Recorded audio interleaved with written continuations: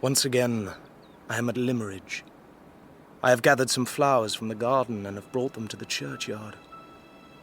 I stand here in the bewitching twilight, and I almost persuade myself that I can see that poor, unfortunate woman kissing the marble cross and beating upon it with her hands. What an extraordinary chain of events has brought me here, and how it has transformed my life. The story I tell is one of mystery, villainy, and daring. It is a story of love, a story of deceit, a true story of the woman in white.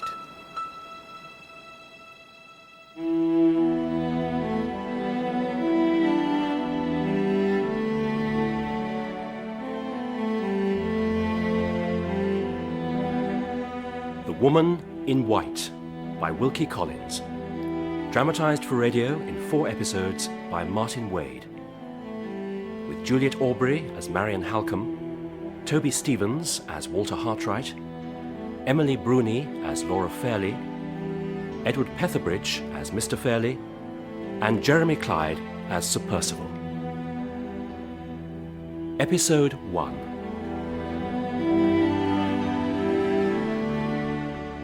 The tale begins, I suppose, with my Italian friend, Professor Pesca. He had left his mother country for political reasons, the nature of which he preferred not to reveal, and had settled in England. We met by way of our work. He was a teacher of Italian. I taught drawing. One day, in 1849, at Brighton, he unwittingly set the adventure in motion. Oh, this water is freezing. Yes, but a cold dip is very beneficial for one, I'm told, if you can survive it. You can swim, can't you, Pesca? Of course I can swim. Well, the unpleasant experiences of this world are best met with courage and determination. So... Now, Pesca, I shall race you to the boat, the little blue one. Pesca? Pesca! Oh, my God!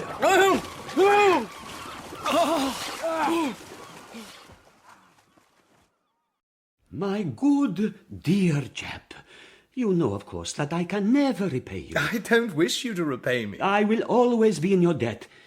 And whatever I do now, you cannot properly be rewarded. Let me tell you, nonetheless, of a small thank you that I have arranged. I have obtained for you the prospect of 4 months' employment. More, perhaps. Oh, yes? Where? In Cumberland. Limmeridge House is the place.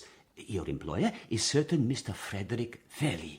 4 guineas to instruct 2 young ladies in the art of sketching and watercolours. It will all be perfection. I sent off my particulars to Mr. Frederick Fairle of Limmeridge House, along with a testimonial or 2. Within a week I had received a letter advising me that Mr. Fairle had accepted my services, and that I must start for Cumberland immediately. My last evening before departure I spent with my mother and my sister in Hampstead. We said our fond farewells, and then I walked back over the heath and down the high road. It was nearly 1 o'clock. The moon was full, the air close and sultry. I was immersed in my own thoughts about Limmeridge House in particular, and whether I had made the right decision, and what the 2 Cumberland ladies would look like. And... Sir, please. God Almighty! A hand was laid gently on my shoulder, and every drop of blood in my body seemed to freeze. I turned, and there in the middle of the broad road, there, as if it had that moment sprung out of the earth or dropped from heaven, stood the figure of a solitary woman, dressed from head to foot in white. Sir, is that the way to London? Her face was bent in grave inquiry. Her hand pointed in the direction of the dark cloud that hung over the city. I asked you, sir. Yes. Yes, it is. Forgive me, I was a little startled by your sudden appearance. I've done nothing wrong, sir. I've met with an accident, that's all. You must not be suspicious of me. Please, I am not, I assure you. And if you have no wish to explain why you are here at this late hour, I'll not press you on the matter. Tell me, though, if I can help you, and if I can, I will. You are very kind. I've only been in London once before. Can I get a carriage, or is it too late? I have a friend in London. She lives in Guildford Street, and she'll be glad to receive me. Promise you won't stop me from seeing her, please. I promise. Thank you. Thank you. Do you know many people in London? Yes. A great many. Do you know many people of the rank of baronet? No, You're not a man of rank and title yourself. I am not. Good. Then I can trust you. May I ask, is there a particular baronet? You may not ask. I mustn't talk of it, or I'll forget myself. I've been cruelly used, sir, and cruelly wronged. We set our faces towards London. I confess I was bewildered. Here I was in the company of a woman whose name and character, whose very presence by my side were all a mystery to me. It was like a dream. Do you live in London? I do. But within a matter of hours, I am leaving. I'm going to Cumberland for a while. Cumberland. Oh, I wish I was going to Cumberland. I was there once, you know. I was happy in Cumberland. Oh, were you born there? No, I was born in Hampshire. I went to school in Cumberland, at a place called Limmeridge. What is wrong, sir? I was struck by the name you mentioned, that's all. Limmeridge House, you see, Oh, is the yes, the house. That is where Mrs. Fairlie lived. Dear, kind Mrs. Fairlie. But she's dead. And her husband, too. Their little girl, perhaps, is married and gone away, and... She was about to say more, I think, about the Fairlie family. But a cab came our way, and at her request, I hailed it. Perhaps I should come with you. No, I'm quite all right. I'm happy now. Give me your hand, sir. Thank you, sir. Thank you.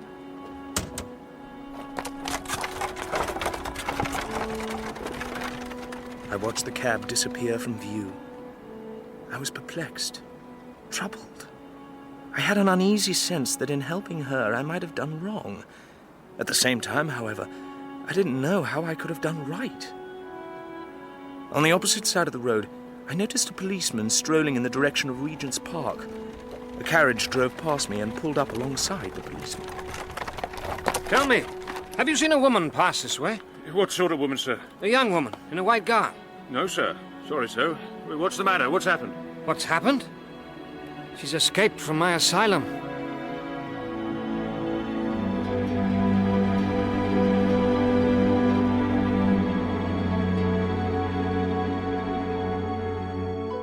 I arrived at Limmeridge House. During much of my journey, my mind had been fixed upon the woman in white. I had wondered if she had been found and returned to the asylum.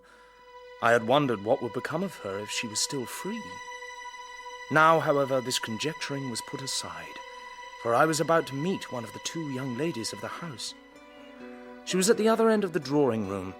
Her back was facing me. I was struck by the rare beauty of her form and the unaffected grace of her attitude. Forgive me. Mr. Hartright? She turned round. Her complexion seemed almost swarthy. The dark down on her lips was almost a moustache. Her mouth and jaw were large, firm, masculine. The lady was ugly. Mr. Hartright, my sister and my uncle are in their respective rooms. The one with a headache, the other with his treasures and artifacts. So for the time being, you must make do with me. My name, sir, is Marian Halcombe. Halcombe?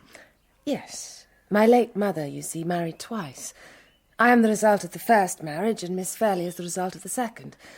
So she and I, in truth, are half-sisters only. Which helps to explain why we are as unlike each other as we possibly could be. She has beauty. I have none. Oh, Please, Mr. Hartright, to pretend otherwise would be absurd.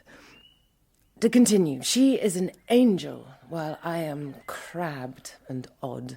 She has a fortune, but my father was poor and left me nothing. Despite these differences, however, we cannot live without each other, Laura and I. We are orphans together. You must please both of us, Mr. Hartright, or else please neither. And what of Mr. Fairlie? My uncle you will please best by troubling him as little as possible. He never joins us at our meals. Keeps bachelor state in his own apartment. Oh, of course, he is not truly my uncle. He is Laura's uncle and her guardian. There. You know it all now, I think. I'm grateful. But in reference to your family, Miss Halcombe, and to your mother in particular... Yes? I cannot help but mention an incident which occurred last night, and which has been worrying me. A curious incident and a remarkable coincidence. And I proceeded to tell Miss Halcombe the full narrative of my meeting with a woman in white, of how she had talked of Mrs. Fairlie in the most affectionate terms, and had referred to the little girl, Miss Laura Fairlie, I assumed, as if perhaps they had been at school together. Well, Mr. Hartright, it is all very extraordinary, and I can understand why you have been anxious about the matter. Now, I think you did right, by the way, to protect the young woman's freedom. You do? Nothing you have recounted suggests to me that she was insane. Frightened, certainly. In a state of shock, perhaps, but not insane. I am glad to hear you say so, Miss Halcombe. The notion that I had let a mad woman loose upon London has caused me much self-reproach. You acted properly, I'm sure. Though I wish that you had found out her name. We must clear up this mystery. We really must. The village school, which my mother established when she came here, that still functions, but there are no teachers there from that time. The only other recourse is my mother's correspondence. We have a large collection of her letters. I'll look through them and see if there's anything that might help us. Thank you. By the way, I would urge you not to speak of this matter to my sister, or indeed to Mr. Fairlie. Laura is rather nervous and sensitive, and I wouldn't wish to alarm her. And Mr. Fairlie? Yes, well, he is nervous and sensitive too in his own distinctive fashion. And I don't think you will wish to alarm him. Mr. Fairlie, sir. Come in, but do it quietly, if you will. Thank you, sir. Pray, sit down, Mr. Hartright. But don't move the chair as you do so. The slightest noise, you know, cuts through me like a knife. Well, Mr. Hartright, so glad to be able to possess you at Limmeridge House. Mr. Fairlie, believe me, the pleasure is all... Please speak more softly, if you will. The pleasure is all mine. The pecuniary arrangements, are they satisfactory? Most satisfactory. So glad. And your room, will it suffice? Mr. Fairlie, it is the most luxurious room I have ever seen. Good. Let me assure you, Mr. Hartright, there is no want of taste and sensitivity at Limmeridge House. Your status as an artist will be properly regarded, I can assure you of that. Put this tray of coins back in the cabinet, will you? Exertion of any kind, you know, is indescribable torture to me. So, Mr. Hartright, how is Mr. Fairlie? In a fragile state, I think. How is our mystery? Still plunged in midnight darkness, I'm afraid. But I've only looked through a portion of my mother's letters yet, so don't despair. My sister has left her room, Mr. Hartright, and is, I believe, in the summer house. Let me introduce you. This way. We walked through the garden down a winding path and approached a pretty summer house built in the form of a small Swiss chalet. Its single room was occupied by a young lady who was turning over the leaves of a little sketchbook. She was fair and delicate, with truthful, innocent blue eyes and a sweet expression. I was beguiled from the very first. Look, Mr. Hartright, your model pupil. No sooner has she heard that the drawing master has arrived than she seizes her sketchbook and is ready to begin. Mr. Hartright. Miss Fairlie. Delighted to meet you. The truth is, I was glancing over my juvenile efforts and becoming increasingly fearful that there is no hope for me. Laura, dear, you must let the drawing master be the judge of that. Well, if I do, you must show him your sketchbooks too. I will. And when he laughs, I'll share the joke. I trust that I will find an encouraging word to say about you both. Mr. Hartright, I promise you, I wish for no compliments. I want the truth. Yes, and she meant what she said. I was certain. But there was something about Miss Fairlie which troubled me. Something that was lacking, something incomplete. Or was it something lacking in myself which prevented me from seeing her as I should? I was to find out. Soon. Mr. Hartright, I have something of interest to tell you. It was the evening. Miss Halcombe and I were in the drawing room. Through the French window I could see Miss Fairle walking slowly up and down the terrace, gazing at the moon's mysterious rays of light which slanted across the garden. There is a letter here, written by my mother to Laura's father when he was away on business. It mentions a Mrs. Catherick, who had arrived in the village to nurse her sister. Now, this Mrs. Catherick had brought her only child with her. A sweet little girl, writes my mother. About a year older than our darling Laura. And my mother agreed to let the girl attend the school that she ran, and to do so for as long as Mrs. Catherick was in Limerick. I caught sight of Miss Fairle again as she walked by in the moonlight. She wore a dress of white muslin. Beautiful she looked in it, naturally, though it was very plain and unpretentious. Now, Mr. Hartright, let me read to you the rest of the letter. I have taken a strong interest in my new scholar, writes Mrs. Farlie. She is 11 years of age, a sweet, affectionate, grateful girl, but her intellect is not as developed as it ought to be, and she says the quaintest things. Yesterday, for instance, because her clothes leave something to be desired, I gave her one of Laura's old frocks to wear. White, I told her, suits girls of your complexion. Once more Miss Fairle glided into view, but this time she stopped. Oh, thank you, Mrs. Fairle, she said, after she had kissed my hand. Thank you. I will always wear white for as long as I live. It will help me to remember you when I have left here. Well, the coincidence is interesting, is it not? Miss Fairle leant on the balustrade of the terrace, my gaze fixed on the white gleam of her gown. And notice, Mrs. Fairle reports that the girl's intellect was not as developed as it should have been. Well, perhaps it has never developed. Perhaps even as a young woman she can't grow out of that grateful childish promise of hers. Yes, you may be right. But listen to the last few lines of the letter, Mr. Hartright, and prepare yourself for a surprise. Dearest husband, there is a special reason why I am so fond of little Anne Catherick. She is not as pretty as our own sweet Laura, you will say that no girl could be, but in her hair, her eyes, the shape of her face, in all respects, young Anne Catherick Yes, of course! Laura's living likeness.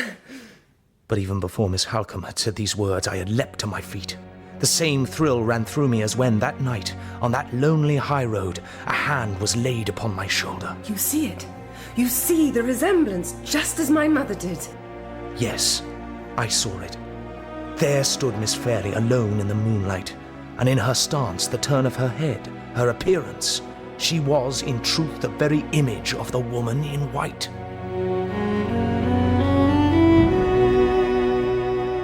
Now, of course, that sense of incompleteness I had felt when I first saw Miss Fairle, that was gone. The puzzle was solved. I had failed to recognize the resemblance between her and Anne Catherick, but now I saw it, all too clearly. At Miss Halcombe's request, I kept the discovery of the likeness a secret from her sister, lest she should find it perturbing. But I was soon to discover something else with regard to Miss Laura Fairle. Well, ladies, what do you think? It is a wonderful view. Wonderful. Well, let us draw it then.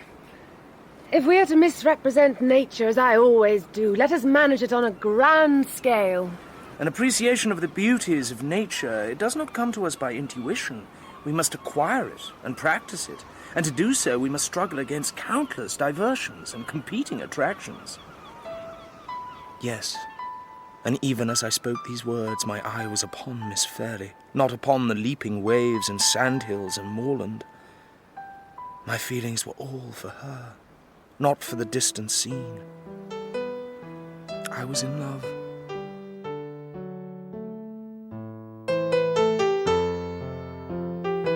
Where is Marian? She went to her room to fetch something. Not her sketchbook, I think. No, indeed. Do you realize, Miss Fairle, I have been here almost 2 months? Is it so little? Well, now, I trust you didn't mean by that remark that time has seemed intolerably slow since I came to Limerick House. No, I did not. Not at all. I meant that you have become so much part of our lives at Limerick that it might be thought you'd been here for years. Are you happy here, Mr. Hartright? Yes, indeed. Much more so than I deserve to be. Life here is almost perfect. Wait for the winter. Believe me, I would do, if I were given the chance. I would wait for the summer after, too. I would never leave. Play some more, please.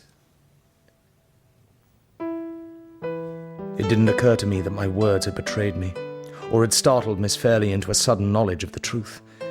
But when we met again in the morning, a profound change had come over her. Those sweet lips no longer smiled at me.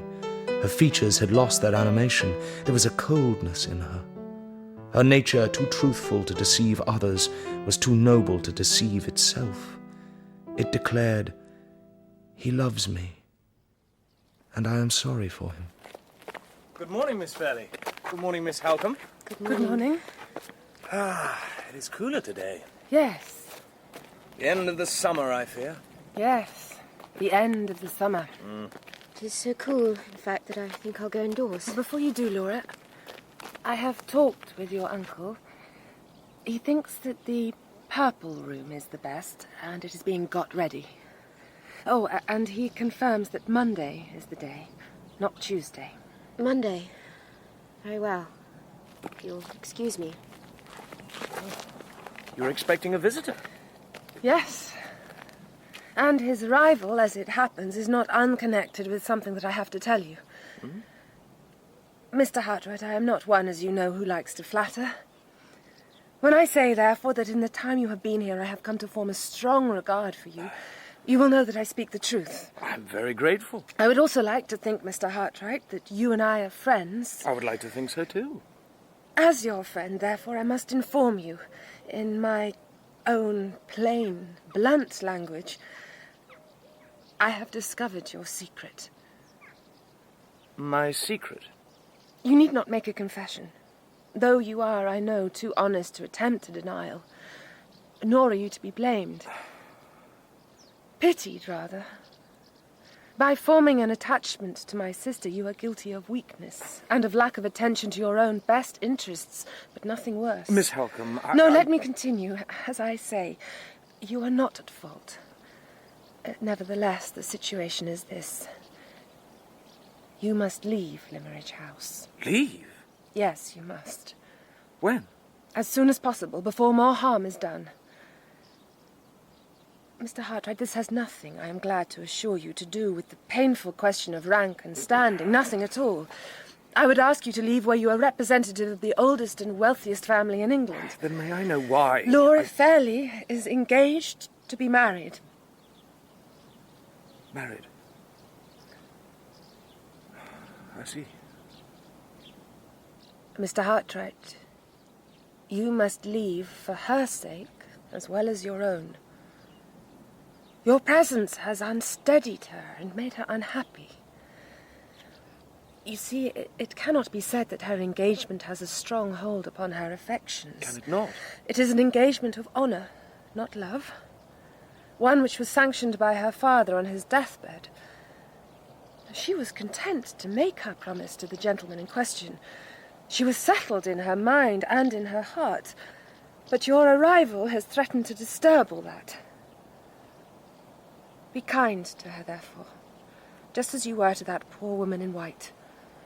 Be considerate to her, and leave Limmeridge House. Yes. Well, I must. I will. Thank you. As you have heard, we expect a visitor on Monday. I understand. The gentleman in question. I will go as soon as I can. Today, perhaps. No, not today. Saturday, I think. Give yourself time to find a reason for your going and to explain it to Mr. Fairlie. As you wish. Mr. Hartright, believe me, there is no hope for your love. Crush it, therefore. Don't shrink under it like a woman might. Crush it. Tear it out. Trample it underfoot. Am I permitted to inquire who it is that is engaged to Miss Fairlie? He is a man of property. From Hampshire. Hampshire? And his name? Sir Percival Glyde. A knight or a baronet? A baronet, of course. Do you know many people in London? Yes, a great many. Do you know many who are of the rank of baronet? No, May I ask, is there a particular baronet? You may not ask. I mustn't talk of it or I'll forget myself. I've been cruelly used, sir, and cruelly wronged.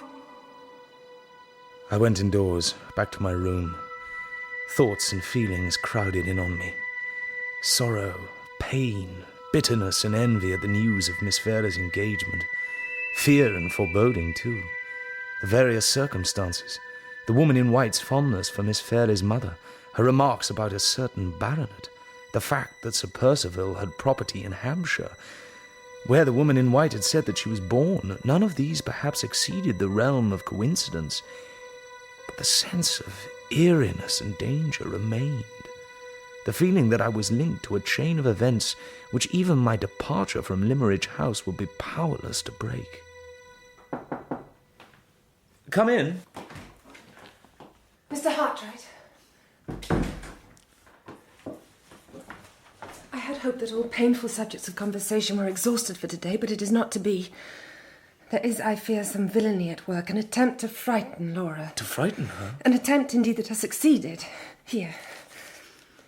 An anonymous letter addressed, as you see, to my sister. Last night I dreamt of you, Miss Fairle. I was in church and you were about to be married. So pretty and innocent you looked that tears came to my eyes. And I dreamt that at your side was a man aged 45, and upon his hand was a red scar, and the tears that I shed became 2 rays of light. And with the rays I saw into the man's heart, and it was as black as night. And upon it the fallen angel had written in red flaming letters, "Without pity and without remorse he will strew his wife's path with misery." Who could have written this? Whoever it was is not illiterate by any means. No. But the sort of mind that could produce such a thing is incoherent at the very least. You have not quite finished the letter, I think. Miss Fairle, I believe in dreams, and so should you.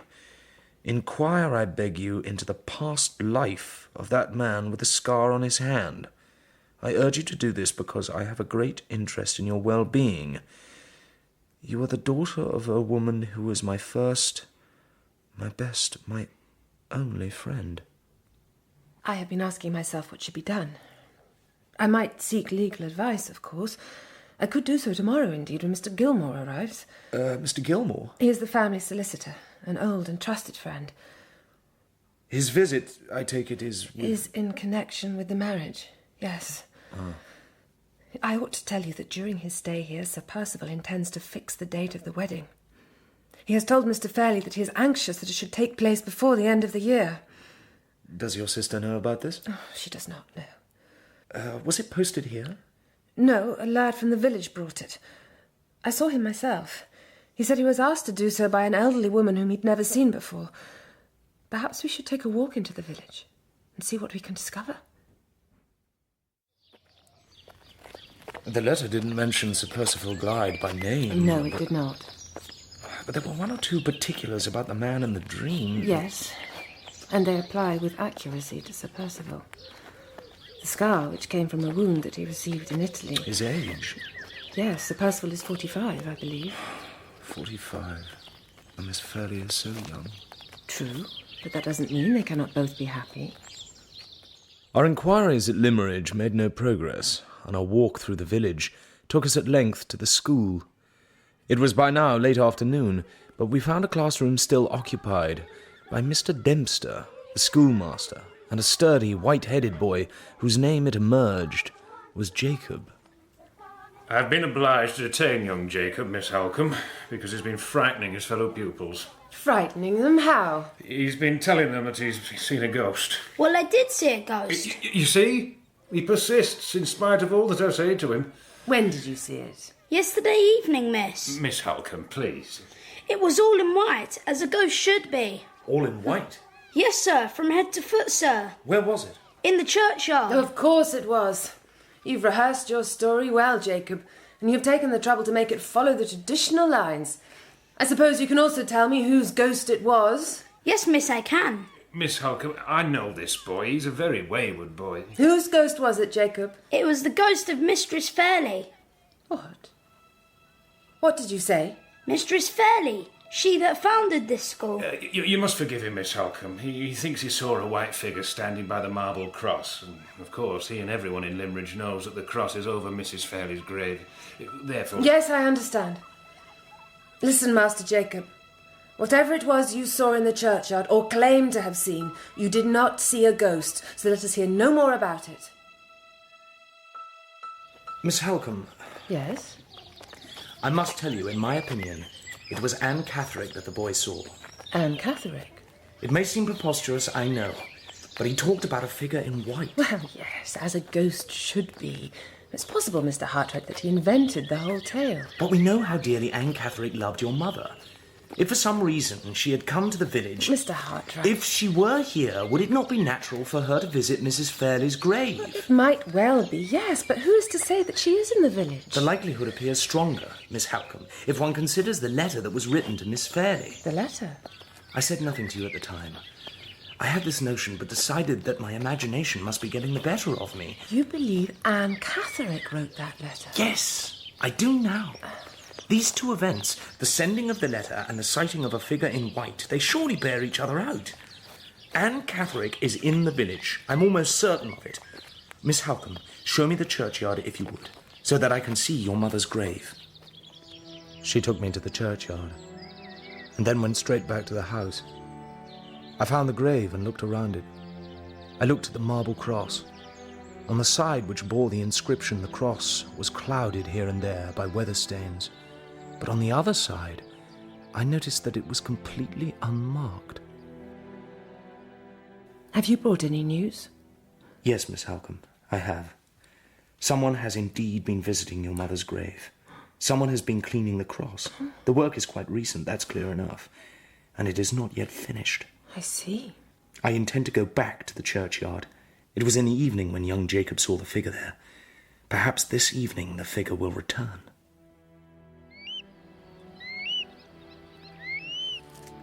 I stood in the porch of the church and looked out. Before me a patch of bare burial ground. In the distance a strip of lonely brown hill and sunset clouds. A dreary scene and a dreary hour. I waited. A little more than half an hour elapsed. Then, someone entered the churchyard. A woman dressed in a dark cloak. She walked to Mrs. Fairlie's grave and stood there for a while, gazing at it. Then she went to the little stream that runs by the churchyard wall and dipped a linen cloth in it. She returned to the grave, kissed the cross, knelt down and began to clean the inscription. She was so absorbed in her work that she didn't notice me until I was quite close by. It's all right. Don't be frightened. Who are you? I'm a friend. A friend? We met some months ago, late at night. Do you remember? You asked me the way to London. Oh, yes. I remember. You were very kind to me. How is it you are here? Well, when we last met, I told you that I was going to Cumberland. I have been staying at Limridge House. Limridge House, of course. Oh, how happy you must be. Yes, in truth, I have been very happy. I looked at her, saw Laura Fairlie's face in Anne Catherick's. Of course, the face before me was worn and weary. It had none of the tender, delicate bloom which touched Miss Fairlie's face. But it seemed to me that a single sad change to Miss Fairlie's life, one act of misfortune, was all that was lacking to make the likeness complete. You know, I'm glad we have met again. I have felt anxious about you. Anxious? Why? Well, after you left me that night, a strange thing happened. A carriage came past, and one of the occupants spoke to a policeman and asked if he'd seen you. He said you'd escaped from his asylum. But the policeman hadn't seen you. And I said nothing. I could have told him. I could have said where you were going, but I kept silent. I helped you escape. Well, then, I am very grateful to you. You mentioned that night that you had a friend to go to. Mrs. Clements, yes, I found her. She is very kind to me. But she's not so much of a friend as Mrs. Fairlie was.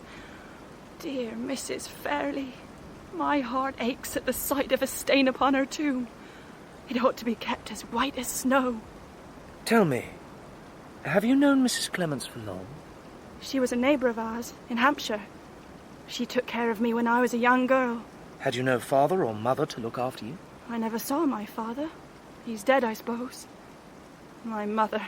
I don't get on with her. We're a trouble and a fear to each other. I'm sorry to hear it. Mrs. Clements, though, she's good to me. She doesn't think I should be back in the asylum. Well, indeed, nor do I. There's only one thing I don't like about Mrs. Clements.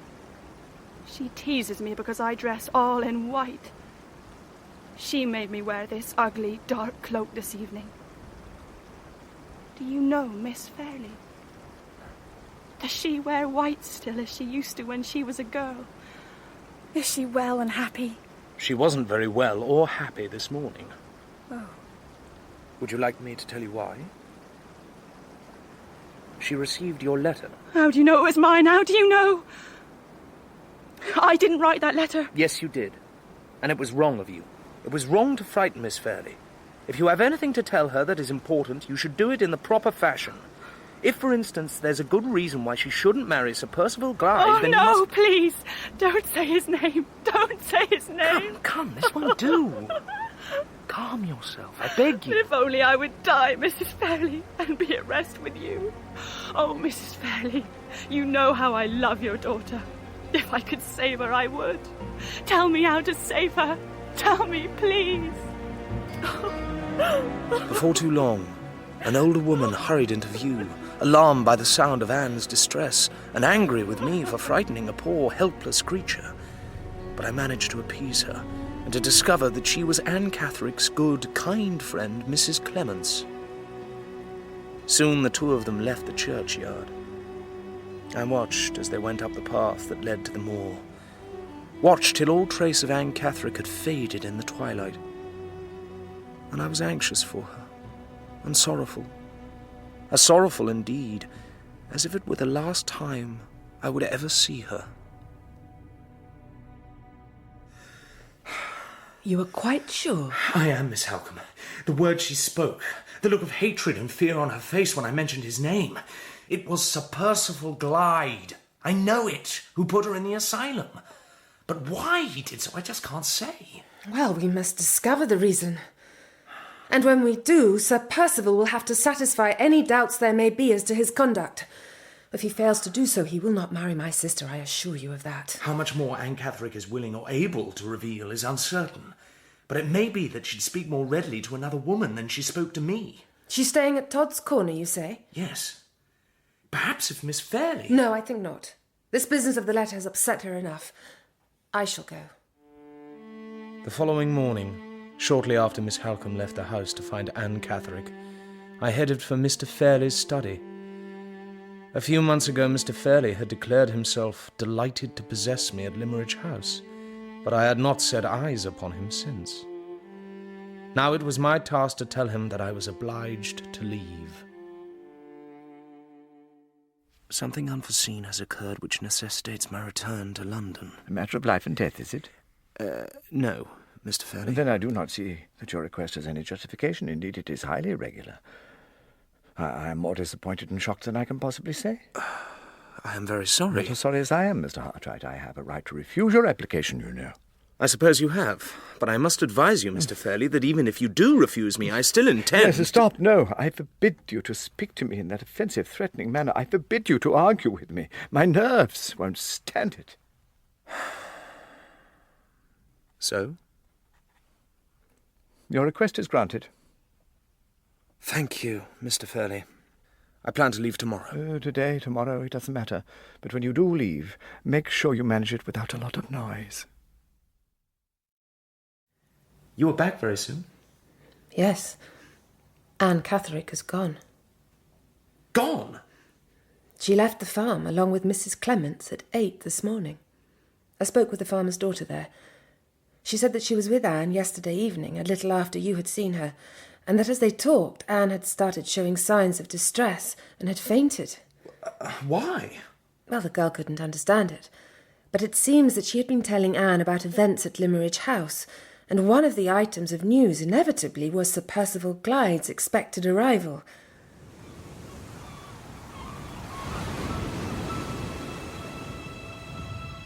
My hours were numbered at Limmeridge House. I went out for a walk, took the path that led to the spot above the beach, a favourite of mine and Miss Fairlie's. Now the view which he had sketched was cold and barren. The tufts of ferns and grasses were overcome by pools of stagnant water and draggled weeds. The flowers whose names she had taught me and whose forms I had taught her to draw were gone. Leaves fell around me. The sky was grey. Winter was approaching, but it already gripped my heart.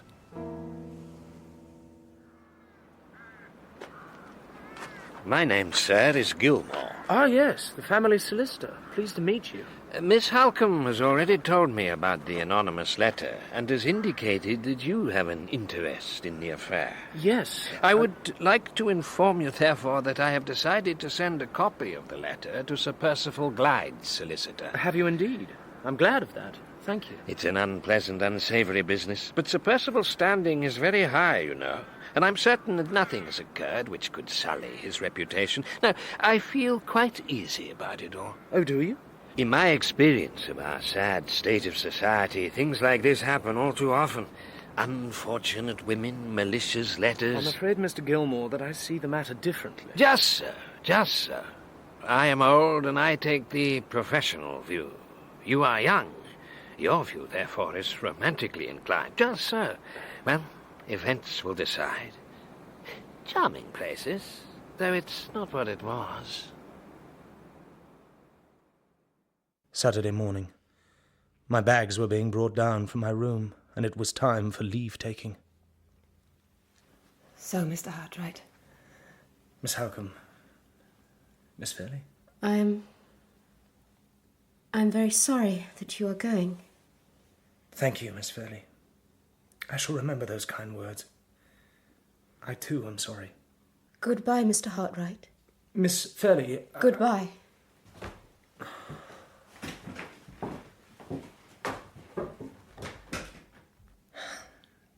It is better this way, for you and for her. Yes. I shall write to you. Will you, Miss Halcombe? I'd be so grateful. It is the very least that you deserve. Whatever happens, but whatever we discover with regard to Anne Catherick and Sir Percival, you shall know it. And if I, for my part, can be of any help, once my folly is forgotten... Of course. I will trust you. As my friend and as Laura's friend. As my brother and as hers. God bless you. She kissed my forehead and left the room. I went to the window, saw the carriage draw up on the gravel, and 2 of the servants begin to put my bags on board. And as I watched them, I heard behind me the rustle of a dress. I turned. Miss Fairlie, seeing that I was alone, hesitated at the door, but then stepped forward. I have brought you something, a gift of dubious value, I'm afraid. A sketch of the summer house. Yes, indeed. The place where we first met. Miss Fairlie, I shall treasure this for as long as I live. I shall prize it above all other possessions. Well, it will remind you perhaps of happy days we spent together. Yes. Days which may never return. But you will, I hope, remember me from time to time.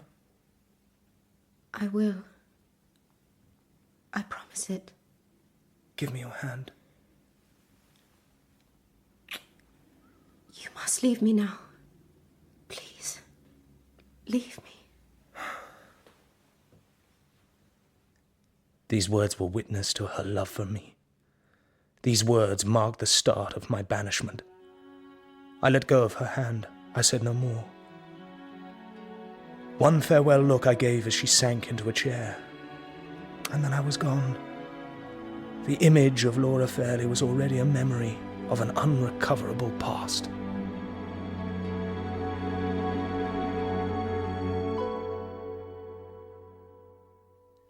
The day after Mr. Hartright left Limmeridge House... Mr. Farlie? Gilmore here. The day after, as I say, Mr. Fairlie at last consented to talk with me about the proposed marriage between his niece and Sir Percival Glyde. Mr. Fairlie. Enter. Gilmore, come in very quietly, if you will. I've explained too many times, Gilmore. I find it upsetting to talk about business. Yes, perhaps you do, but... There's no reason at all why you should want to disturb my tranquillity, unless it is out of malice. Oh, Mr. Fairlie. The marriage is a good thing, I'm certain. Laura's father sanctioned it, you know, on his deathbed. Yes. And I sanctioned it too. It is a desirable match, and I see no reason why the wedding should not proceed as quickly as possible. Indeed, I shall be glad when it is all over. But as regards the settlement... As regards the settlement, you look into it. Why don't you, Gilmore? That's the kind of thing you do, surely. Talk to Laura if you need to. Talk to Sir Percival if you absolutely must. He arrives tomorrow, I believe. Get everything ready, dear Gilmore, and then, when it is, I'm sure I shall say yes. Sir Percival, may I introduce Mr. Gilmore to you? Mr. Gilmore, this is a great pleasure.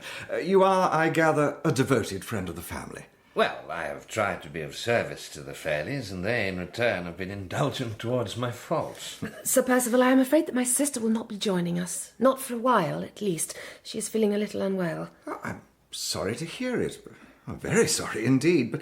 But as she's not with us, perhaps this would be an appropriate moment to address an unpleasant and distasteful matter, one which is too painful for me to talk of directly with Miss Fairlie. You are referring, no doubt, to the anonymous letter that she received. Yes, I have read the copy which you were good enough to send. We believe that the letter was written by a young woman named Anne Catherick. You're right, Miss Halcombe. I'm sure of it. Let me tell you what I know. Anne Catherick and her mother live in Hampshire. Anne is an only child and has been mentally disturbed from an early age. Mrs. Catherick was long ago deserted by her husband, and though mother and daughter live some distance from my own home, I have kept in touch with Mrs. Catherick in consideration of faithful service rendered in past years. So when her daughter's mental condition deteriorated, and Mrs. Catherick recognised that Anne must be placed under proper medical care, I offered to pay for Anne to be looked after in a private asylum. Ah, I see. Unluckily for me, Anne discovered something of my involvement. And she assumed? She assumed that I was chiefly, if not solely, responsible for her being locked away. I became the object of her deep suspicion and hatred, as the letter demonstrates. I still am. Sir Percival, you've made everything clear, and I'm most grateful to you for doing so, as I'm sure is Miss Halcombe. Yes, indeed. I'm happy, of course, to provide any further details you may require, the names of the doctors who admitted her to the asylum and so on.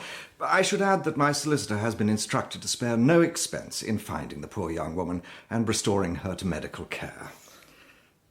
Have you any questions, Mr. Gilmore? No, I'm entirely satisfied. Miss Halcombe? I have no questions now. But you are, I think, not as satisfied as Mr. Gilmore. You would rather not take my word on the matter. Sir Percival, please understand, I do not distrust you. But as one more closely involved in the affair than Mr. Gilmore here, you are entitled to some proof of what I've told you. I do not ask for such proof. You do not, but you will excuse my obstinacy if I insist that it be provided. I therefore ask you, Miss Halcombe, to be so good as to write to Mrs. Catherick and to ask her for verification. Sir Percival, I have no wish to write such a letter. Nevertheless, I beg you to do it. As a favour to me. In consequence of this conversation, in which, by the way, I thought Sir Percival conducted himself with quiet tact and refinement, Miss Halcombe sent word to Mrs. Catherick, and Wednesday's post brought a reply.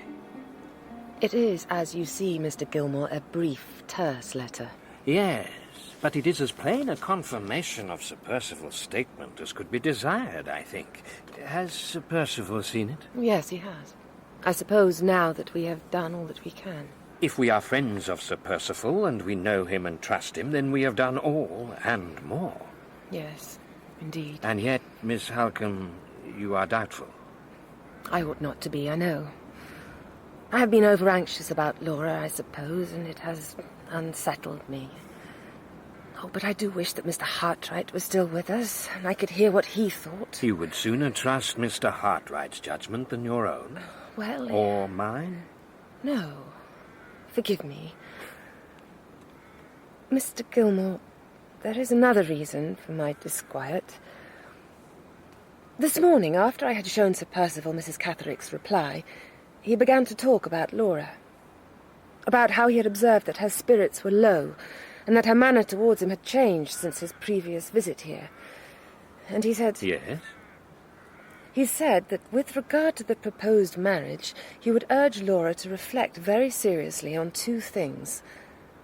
First, his own conduct, from the beginning of the courtship to the present time, and secondly, the circumstances under which the engagement was made. You mean the fact that her father sanctioned the marriage? Exactly. And he declared that if, after considering these matters, Laura then decided to withdraw from the engagement, she would be perfectly free to do so. No man could have said more than that, Miss Halcombe. Few, indeed, would have said as much. Well, perhaps. He has specifically requested that Miss Fairle should not act against her own desires. Yes, but do you not see? That is the very outcome I am likely to encourage if I pass his message on to her. Sir Percival's conduct has been beyond reproach. Not only that, but Laura's father, on his deathbed, spoke hopefully of her marriage to Sir Percival. So Laura's love for honour and truth, and her respect for her father's memory, together make it impossible that she should break the engagement. Miss Halcombe, what do you say? That Sir Percival made his statement in the full knowledge that he would be obliging Miss Fairle to accept him? No, no. If I thought he was capable of such baseness as that, I would tell him to leave Limmeridge House at once. But unconsciously, perhaps, without intending it. Forgive me, Miss Halcombe, but such speculation, it seems to me, is not to the point. Whatever effect Sir Percival's words might have, they won't prejudice the outcome, for the simple reason that the outcome is already decided. Nothing has changed. Sir Percival is the same man that he was when last he was here. Why should Miss Fairle even contemplate rejecting him?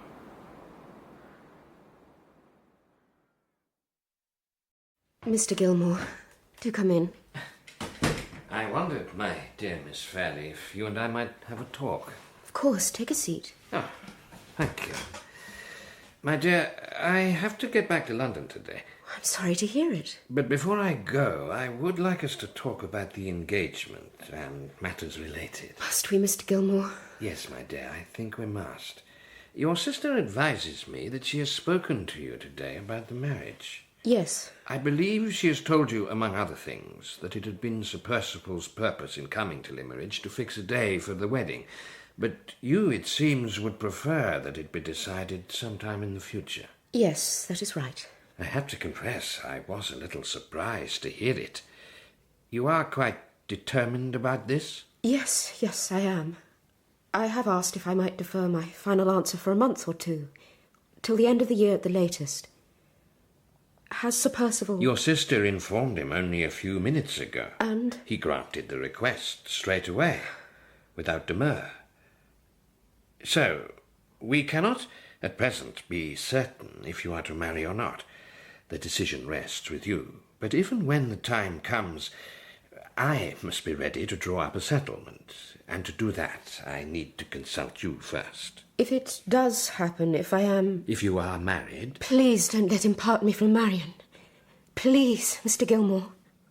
Well, that, my dear, you can easily settle by private arrangement.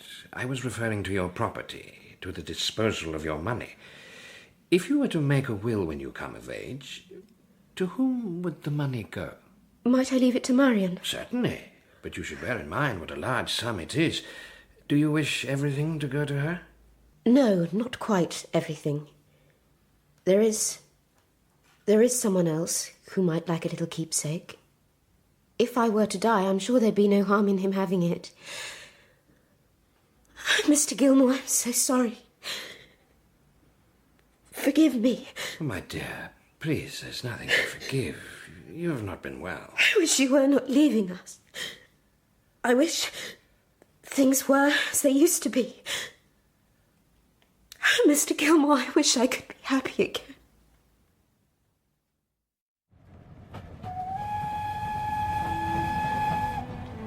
I am returning to London. Returning indeed, heavy-hearted. Poor Miss Fairle.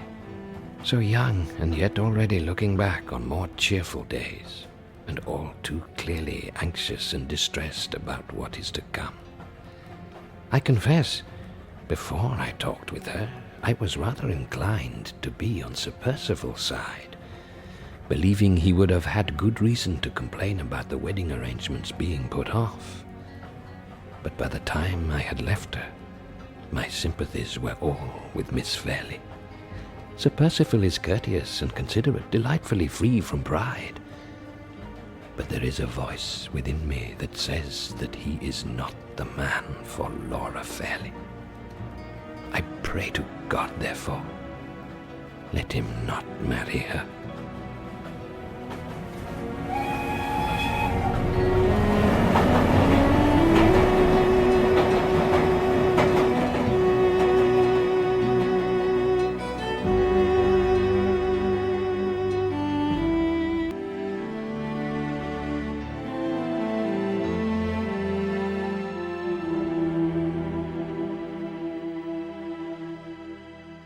Marian, I can bear this no longer.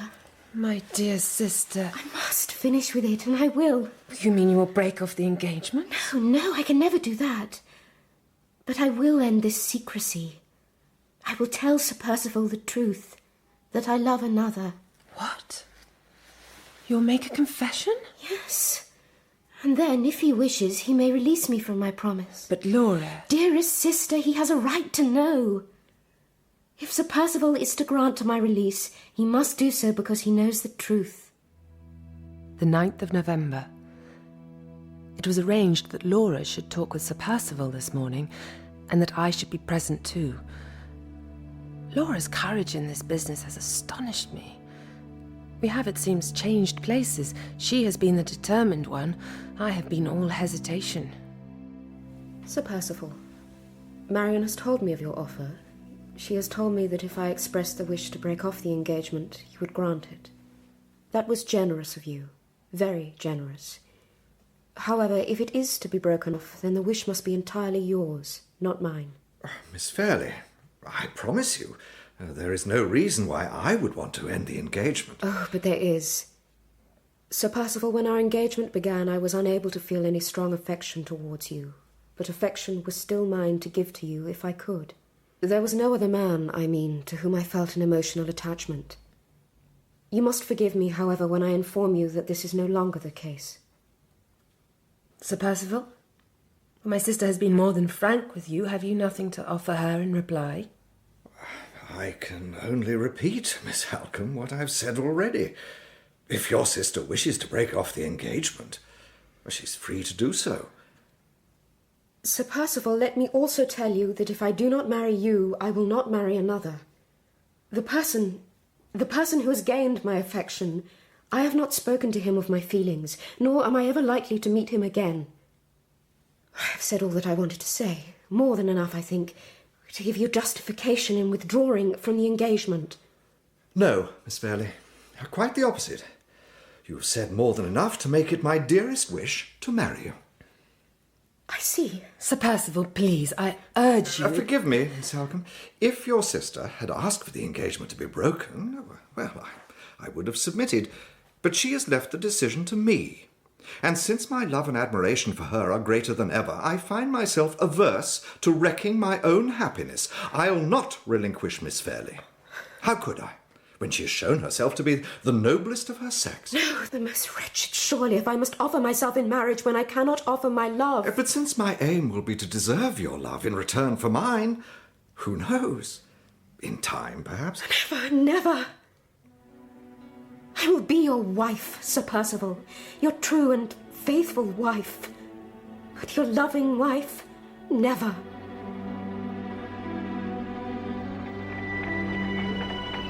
Cab! Cab! Mr. Gilmore! Mr. Gilmore! Yes? It's me, Walter Hartright. Well, so it is. I haven't much time to talk, I'm afraid. Euston Station, please. I have a train to catch. Well, then I'll accompany you, if you don't mind. By the way, Mr. Gilmore, I'm being followed. Followed? By whom? 2 men. I don't know their names. Yes, there they are. Where? Getting into their cab over there. They go everywhere I go. It started as soon as I returned from Limmeridge House. I see. I have to say, Mr. Hartright, you don't look well. Oh, let me assure you, my mind is not at all disordered. I have not been imagining things. I am being watched, pursued everywhere, every day. I suppose you have heard about the marriage. Miss Fairlie's, you mean? Yes. I had a letter recently from Miss Halcombe. It's going ahead. So I understand, yes. Do you know at all if a date has been fixed? I don't. You will have to look for the announcement in the papers. Ah, well, that may be difficult. I'm leaving England very soon. Oh, are you indeed? May I ask? Honduras, and thence the ruined cities of Central America. Oh, good heavens. Yes. Let's see if my 2 new friends are prepared to follow me there. I'm going with a group on a private expedition as their draftsman. I'll be gone 6 months at least. More if the excavation is successful. To tell the truth, Mr. Gilmore, I don't care how long I'm away. I've not felt very settled since I've been back in London. Where are you bound, Mr. Gilmore? Oh, not quite as far as Honduras. Limmeridge. Again? I must speak once more with Mr. Fairlie about the marriage settlement, you know.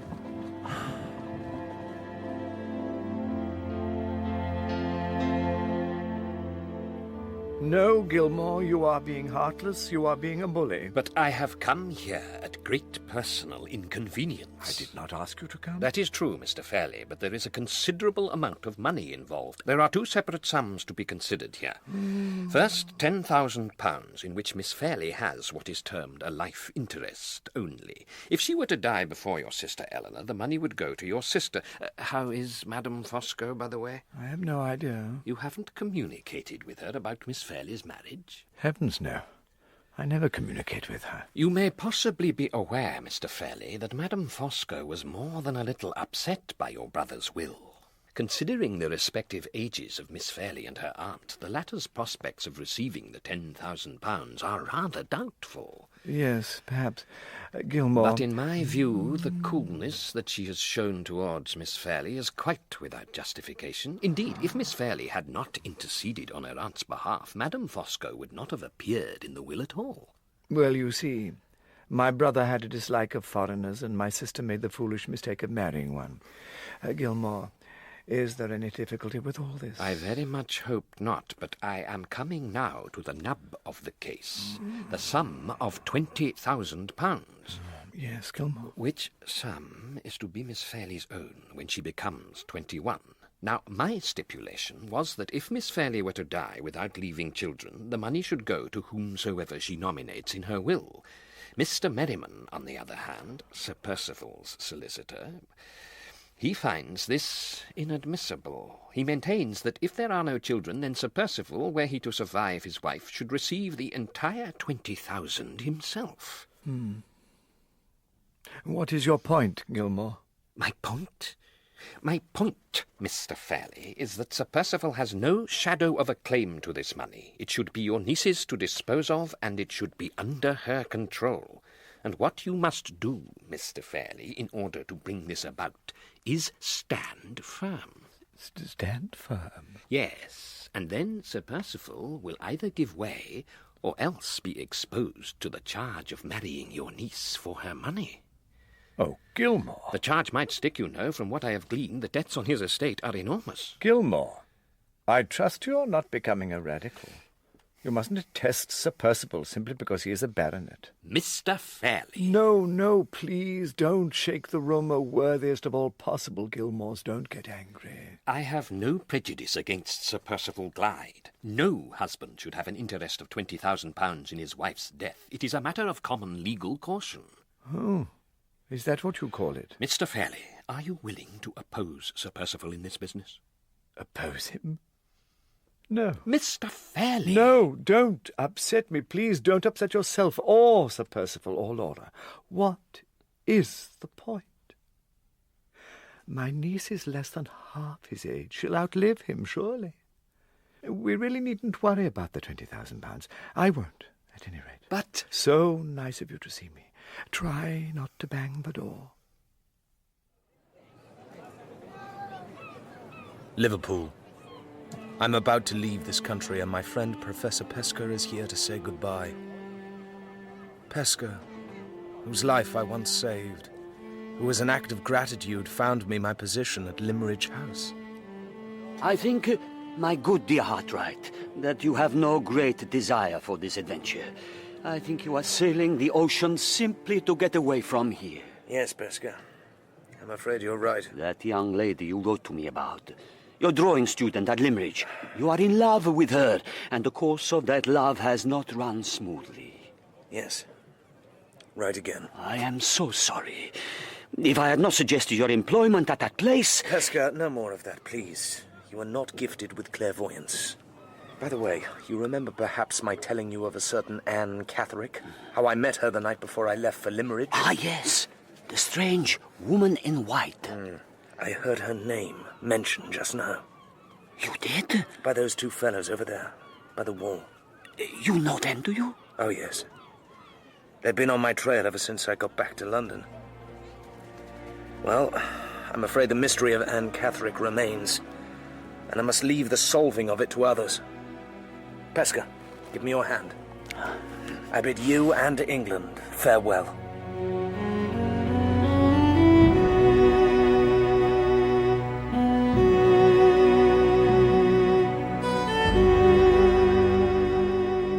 So, dearest sister, what says my uncle? Sir Percival has suggested a day for the wedding, and your uncle has agreed. It is to be the 22nd of December. The 22nd? Less than a month away. It is so soon. Yes, Laura, it is very soon. Let me go back to your uncle, therefore, and tell him so. He and Sir Percival need not have it all their own way. No, Marian, please. It will only cause more trouble and confusion. Sir Percival will be here again with fresh causes of complaint. Well, what of it?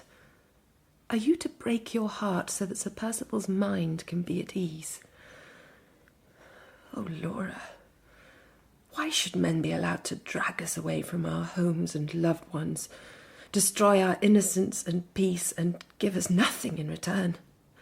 Why, Laura, why? You know it's very cruel and most unjust. It makes me so angry. It makes you weep, dearest sister. I am not used to your tears. Marian, you are devoted and you are kind, but you cannot alter the inevitable. Sooner or later, the wedding must happen. After the wedding, your uncle informs me Sir Percival wants to take you to Italy. Italy? For how long? Until spring or early summer. He is concerned to get extensive renovation work done on the house in Hampshire, and being away from England for the winter months will be good for you, he says. Yes, I hope so. Dearest sister, you will like Italy, I think. Laura, I will not be going with you. Oh. No, Laura. When a man first marries, he is least disposed to tolerate a rival, male or female.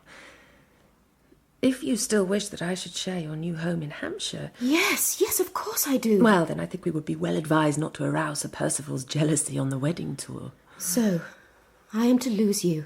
Just for a few months. And on the return journey, I gather you and Sir Percival are to join up with your Aunt Eleanor and her husband. Oh, indeed. She has hardly, I know, been the most affectionate of aunts.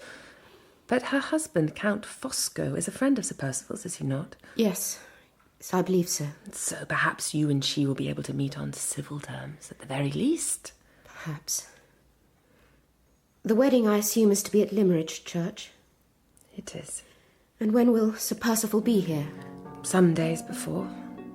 On the 17th. Miss Halcombe. Sir Percival. What a pleasant surprise. How are you? And how is your dear sister? We are well enough, thank you. And all is ready for your arrival. I confess, though, I didn't expect to meet you in the village. Well, I thought that before I descended upon Limmeridge House, I would pay a visit to the farm at Todd's Corner, where Anne Catherick was staying. Yes, indeed. I was anxious to discover if they had any news of her, but sadly there's none. You've heard nothing, I suppose? Nothing. Oh, dear. The poor creature, as I'm sure you're aware, Needs proper care and protection. I hate to think what might have happened to her. Strange, is it not? During the weeks that he was away from us, my recollection of Sir Percival was distinctly less than favourable, not least on account of the distress that he had caused my sister. But his concern about Anne Catherick immediately put him in a different light. I decided that I would test his character still further. Sir Percival, you will think me very forward, I am sure, but I have a question to ask of you. Yes? With regard to the time when you and Laura returned from Italy... Miss Halcombe.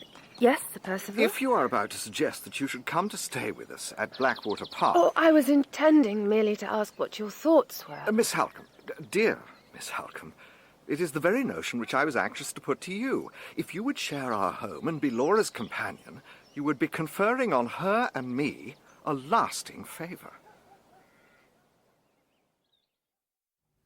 Now, sweetest sister, I must wish you good night. Yes. Oh, but I almost forgot. A present from your uncle. Oh, thank you. No precious stone upon the ring, I'm afraid. Just a strand of his hair. He wanted you to have the gift today, he said, so as to avoid increasing the excitement of tomorrow. And he insists there must be no scenes during the course of the day. No tears. Let him insist all he may. There will be tears, nonetheless. Well, Marian, my last night at Limmeridge House. This past week, you know, I seem to have put myself into a dream for fear of waking up and discovering the truth. But just think how different it would have been if it was not Sir Percival I was about to marry, but someone else. Laura, my dearest. Forgive me. There she lay, in her pretty little white bed. The same bed she had slept in since she was a girl. And on the table by her bedside, a prayer book, a miniature portrait of her father, and a brooch of mine which I had given her that afternoon as a keepsake. I stood by the bed.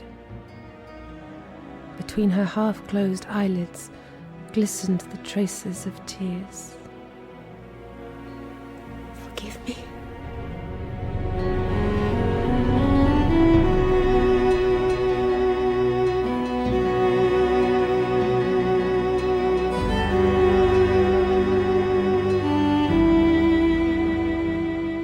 Blackwater Park.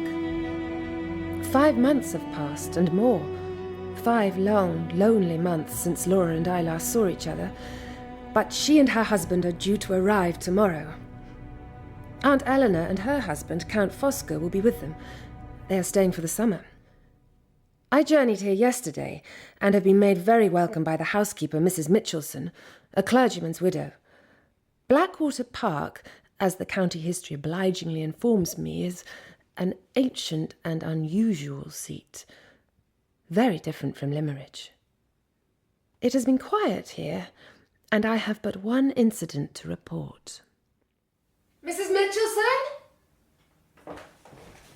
Mrs. Michelson! Why, Miss Halcombe?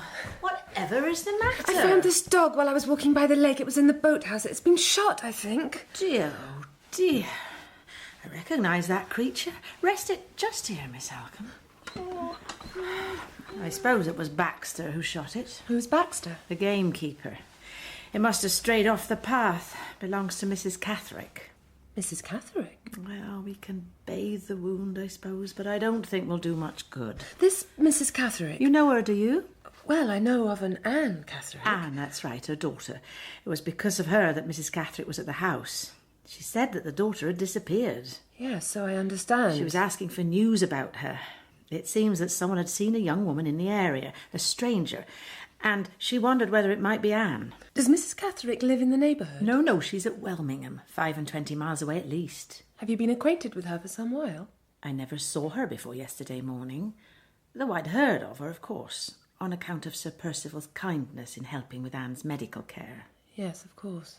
But strangely enough, when I told her that Sir Percival was returning soon from abroad, she said that there was no need to mention that she'd been here.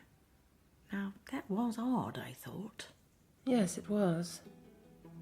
Did she speak at all about her daughter? Very little. She talked chiefly of Sir Percival and what sort of lady his wife might be. She didn't seem distressed that she hadn't found Anne. More vexed, put out. Oh, there, look. I told you the dog wouldn't live. Oh, the poor thing. I'll get Baxter to bury it.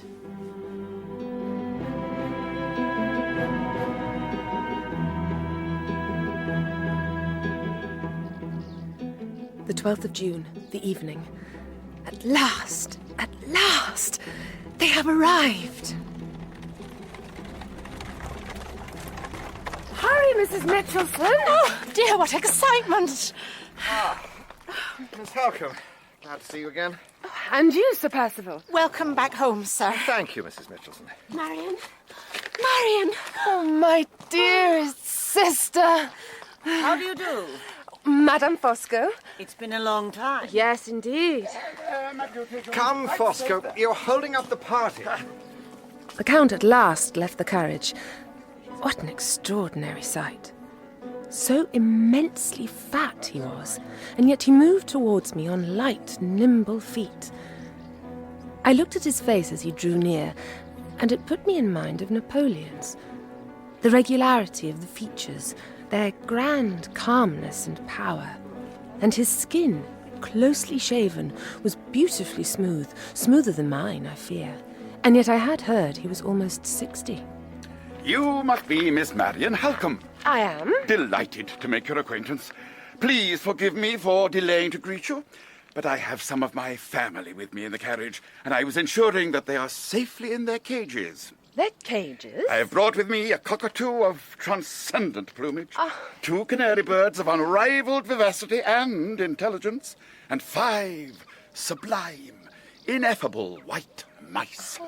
Count, shall we go in? Certainly, my angel. Oh, no, no. After you, Miss Halcombe. Show me your rooms first, Marian. I want to be sure that you're comfortable. Oh, I am, believe me. I am in the habitable part of the house, as you are, Laura, you will be relieved to know. But the other wing is 14th century and not to be contemplated.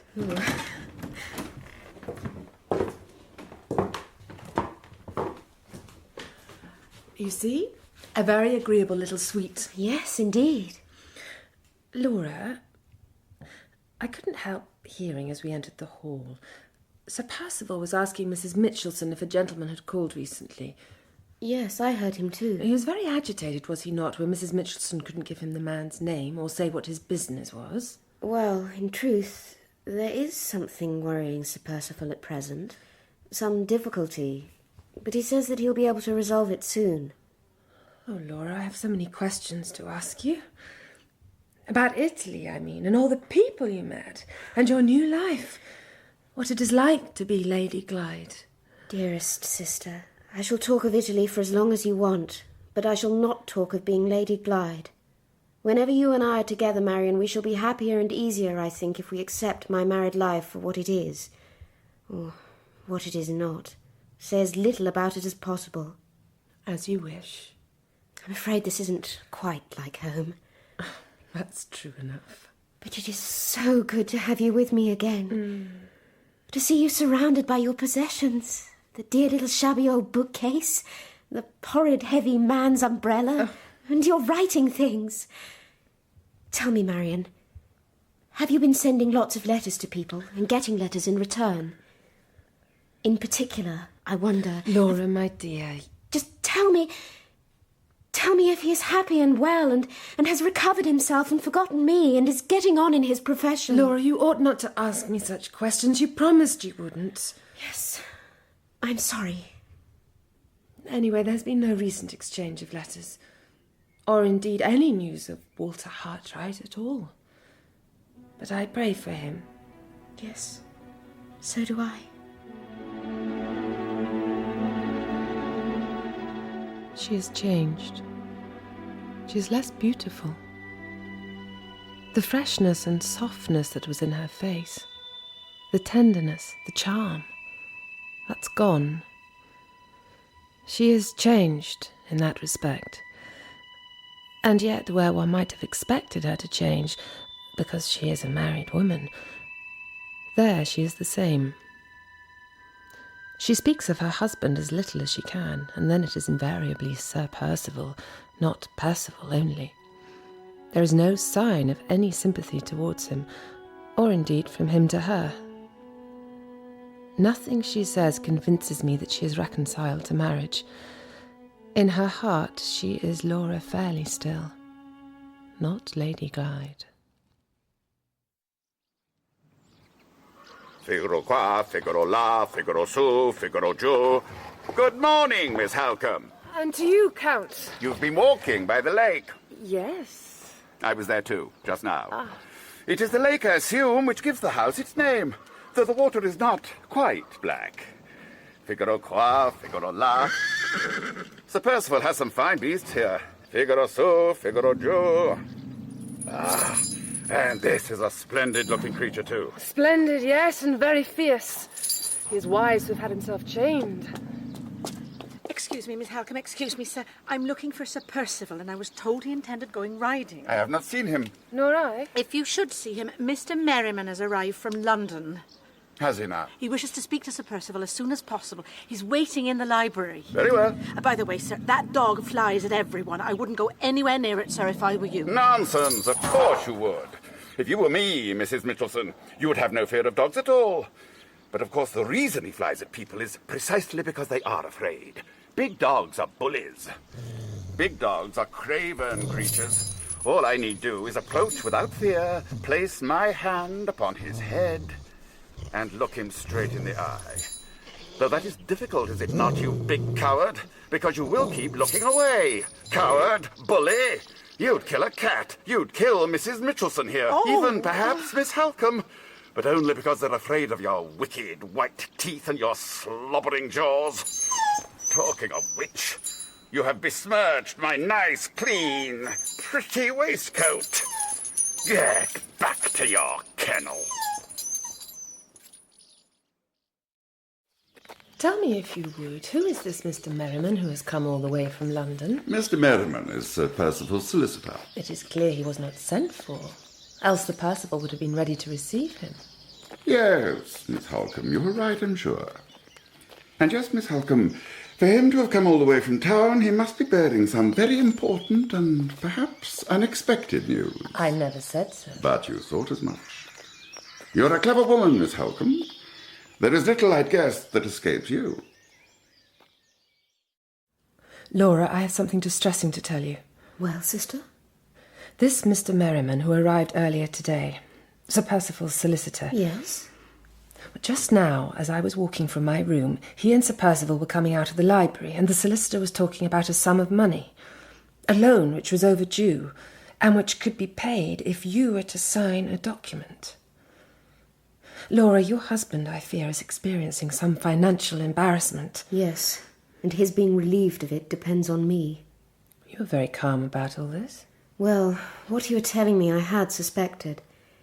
The day I arrived and we went into the hall, do you remember Sir Percival asked Mrs. Michelson about a gentleman who had called at the house? It was that gentleman, you think, who lent Sir Percival the money? Yes, I fear so. And now he is demanding repayment. You promise me, Laura, you will not sign any document without studying it with care. I promise. I imagine our friend the Count is more than a little aware of Sir Percival's current situation. He knew who Mr. Merriman was, and I wouldn't be surprised if he knew the reason for Mr. Merriman's visit. But, Marian, we must ask no questions of Count Fosco. We must not take him into our confidence. You think not? I don't like the man, and I don't trust him. I can't say why. What about you, dearest sister? Do you like Count Fosco? Well, he interests me. He's an extremely indolent man, I think. And yet he seems to have a deep knowledge of all sorts of things. Also, it is some time, I gather, since he was in his mother country. Yes. And yet he was asking Sir Percival with a strange degree of earnestness if he was aware of any Italians in the neighbourhood. And this morning, Laura, when I came down to breakfast, I noticed a letter for him which bore a large official seal, so he is not, it would seem, a political exile. but is perhaps engaged in government business of some sort. I asked you, Marian, if you liked him. I half like him, and only half willingly at that. He flatters my vanity. I must be plain to you. It is plain enough to me when I am away from his presence. I think Aunt Eleanor thinks you like the Count, and is rather jealous of the Count's attentions. Yes, perhaps, though I suspect she has to suffer in silence. Count Fosco may be sweetness and light in company, but behind his door I am certain he wields a rod of iron. I don't entirely like him as a friend, but I'd be very sorry to have him as my enemy.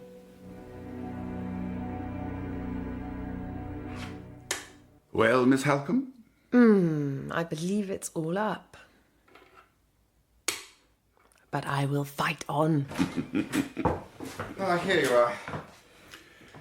May I disturb your game? No need, my good Percival.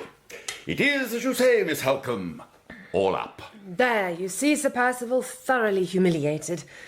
The Count politely allowed me to win 2 games, and then when he saw that I had found him out, he checkmated me before the 3rd game had had time to begin. I wonder, Fosco, whether you could seek out your wife and come with her to the library. I've sent for Laura to go there too. A mere business formality, you understand? A formality or not, I will have to decline your invitation. I told Madame Fosco that I would accompany her to the lake at 11 o'clock, and it is 3 minutes to.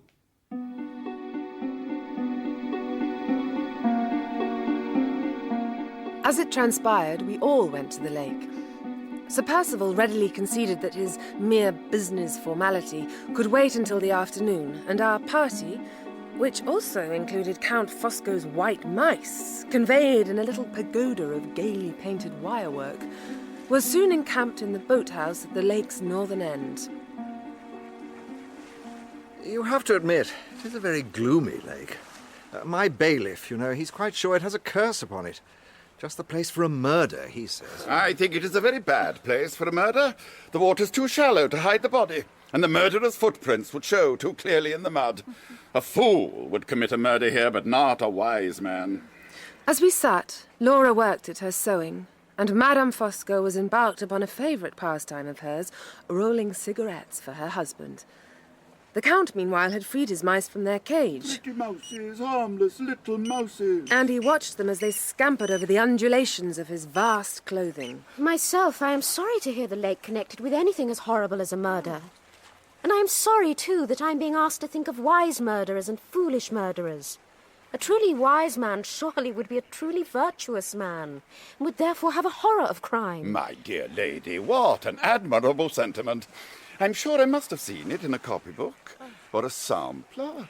Perhaps you're embroidering those very words at this very moment. Listen, pretty mouses. A truly wise mouse is a truly virtuous mouse. Remember that, please, and never gnaw at the bars of your cage again. It is easy to ridicule, but you will not find it quite so easy to give me an instance of a wise man who is also a great criminal. Too true, Lady Glyde. For the wise man who is a criminal is the wise man who is never found out. Oh. What is your view about all this, my angel? What is my view? Oh, I am not so importunate a woman as to offer an opinion on such a matter. Not at least until I've received guidance in full from you, my dear, or from Sir Percival. It all depends, I suppose, on what one means by virtue.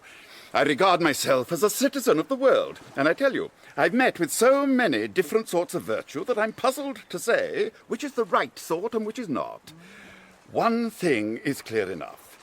There can be no virtue in me, for in my view, crime tends to pay, and virtue doesn't. But you see, I am saying out loud what virtuous people only think. Conversation flagged. Both Laura and I recoiled from the Count's glib cynicism, and were not disposed to offer him further opportunities to be offensive. Soon we were all preparing to leave and go back to the house. Count Fosco began collecting up his mice. 1, 2, 3, 4. Ah! In the name of heaven, where is the 5th? The youngest, the whitest, the most amiable, my Benjamin of mice. The Mountain began to search for the mouse. And he found the creature beneath the bench. He found something else as well. Percival, come here. Well? Look, on the floor. Can't you see it? no, Fosco, I can't. Look closely there. I can see it.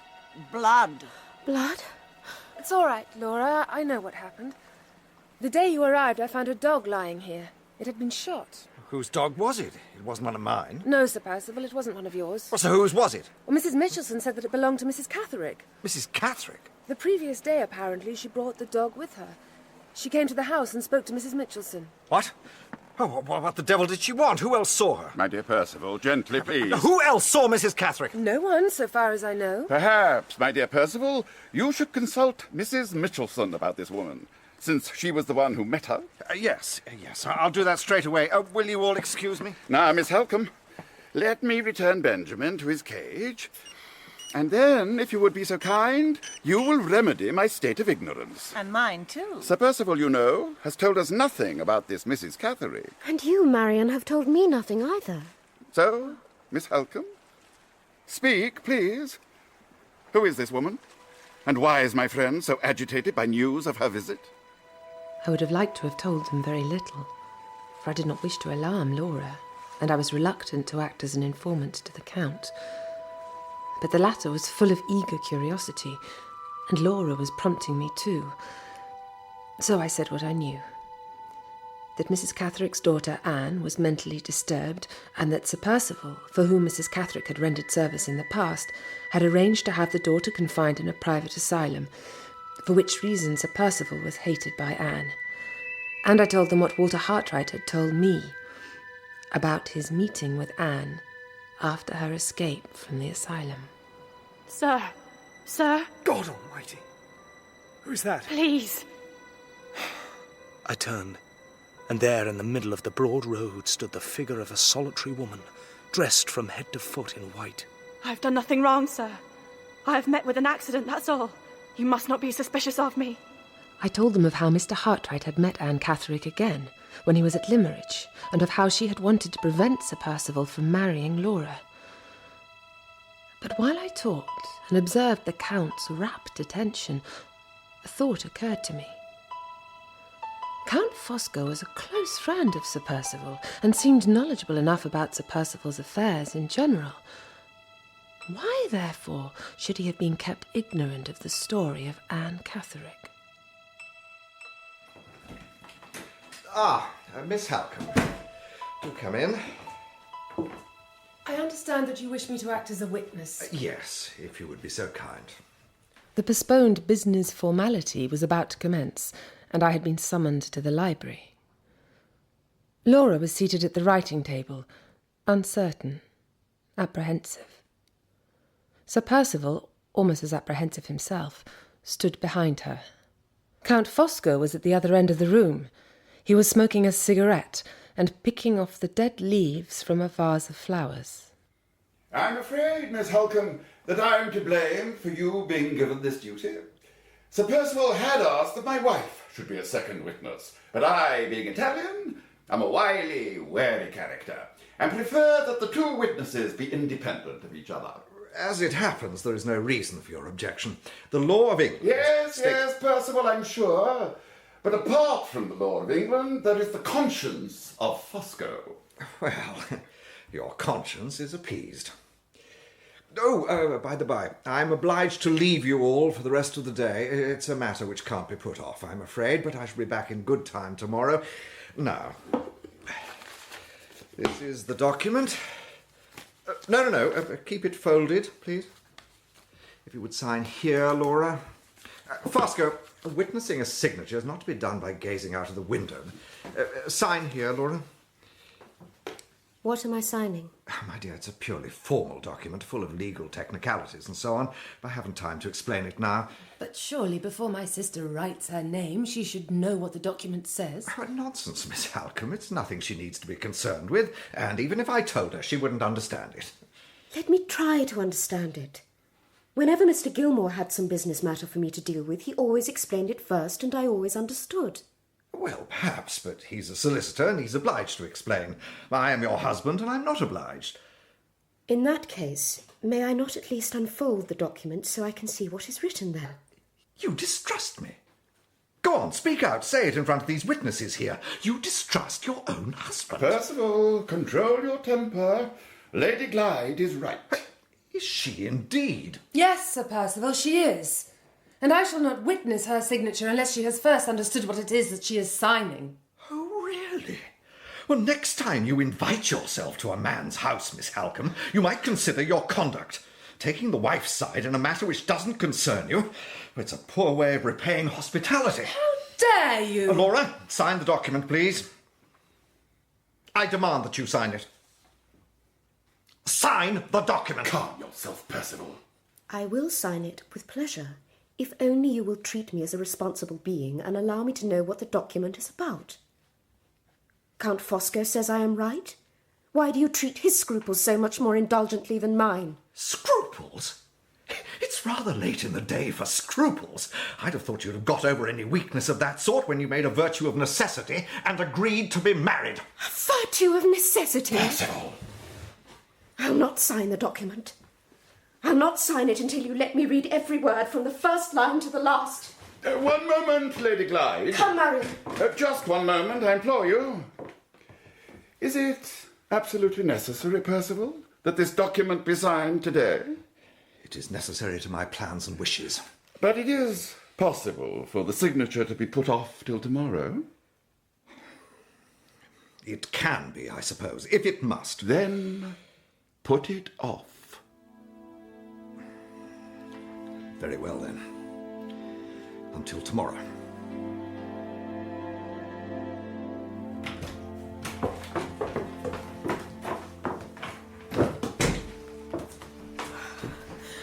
I am almost ashamed to look at you, Marian, after the way he treated you. Oh, dearest sister, please. My pride was a little hurt, no more. It was nothing compared with what you had to endure. What are we to do? Perhaps I should sign the document so that he has no excuse to speak so vilely to you again. No, Laura, you should not.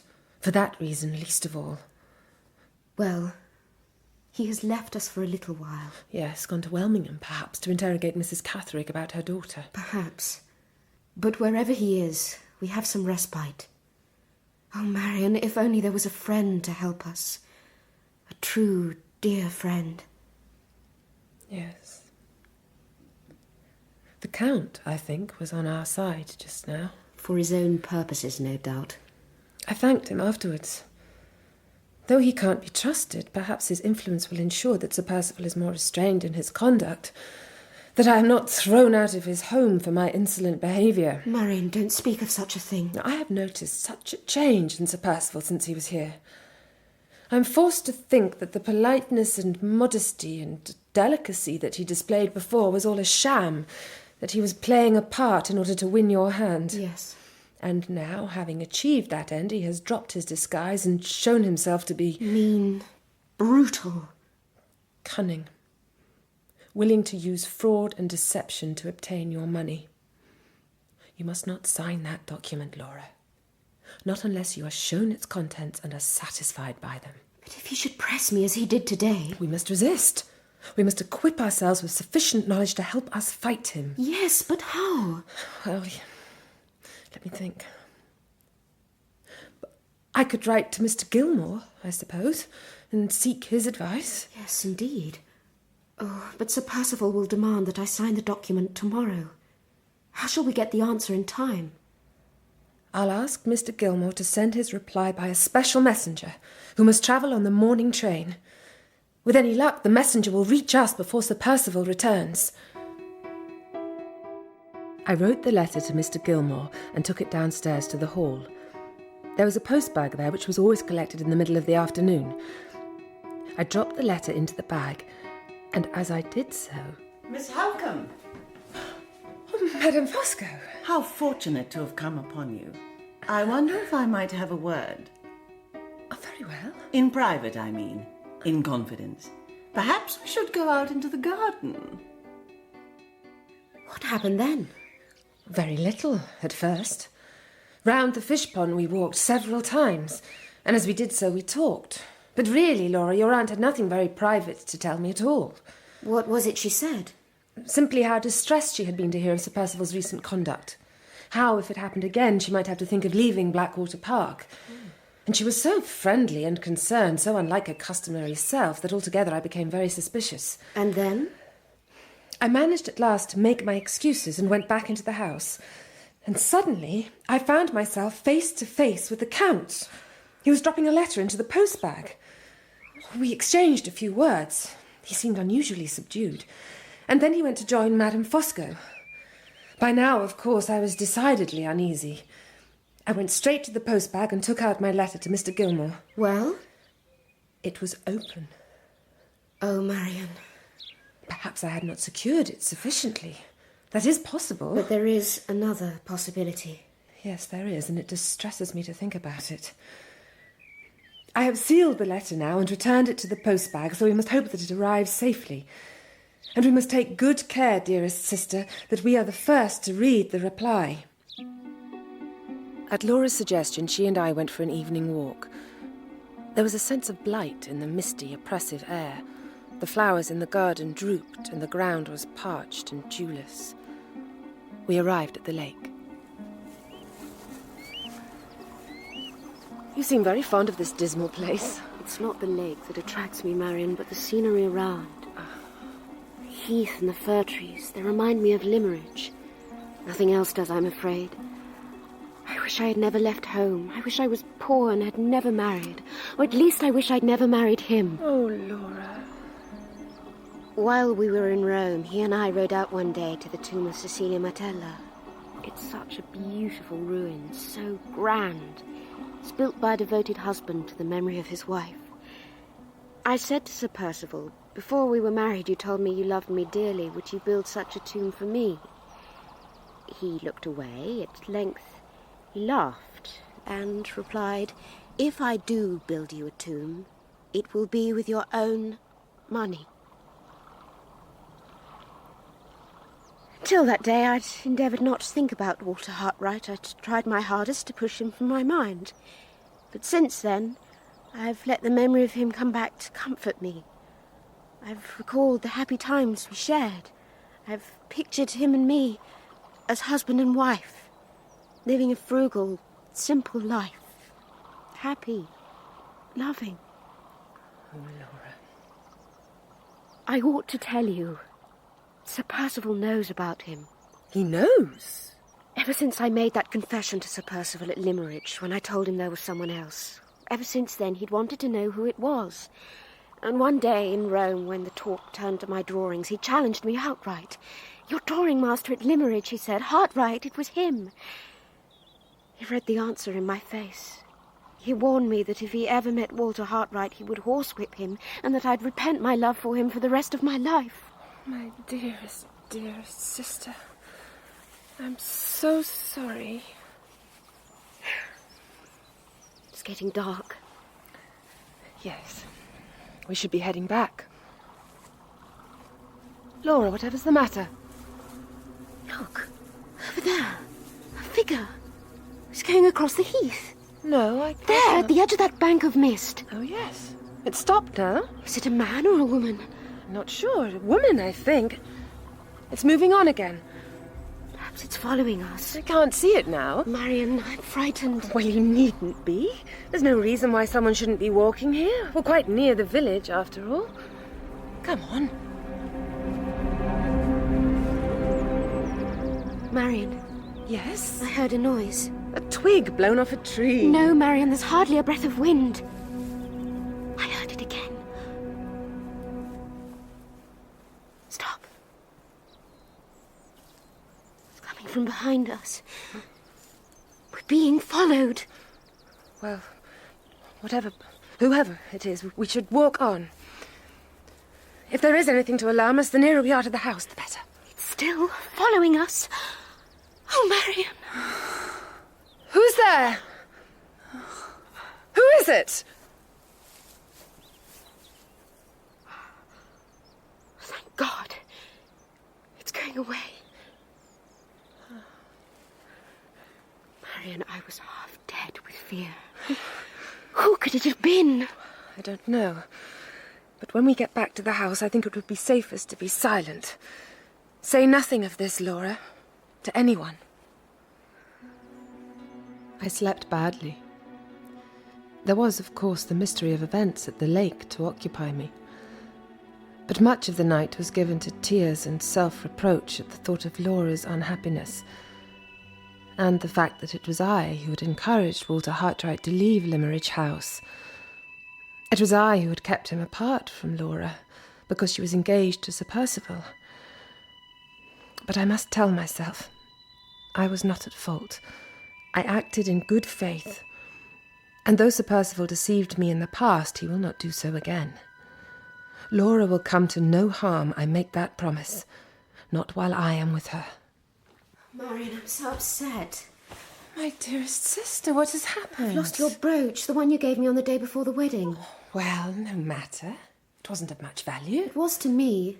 I was wearing it yesterday, I'm sure. Perhaps I lost it when we went to the lake. I'll try and look for it while you're waiting for the messenger from London. When do you expect him? In half an hour. I asked that he should be on the 11 o'clock train. The Count, however, is safely in the drawing-room. I heard him talking to his canary birds, so I think I shall leave the house now.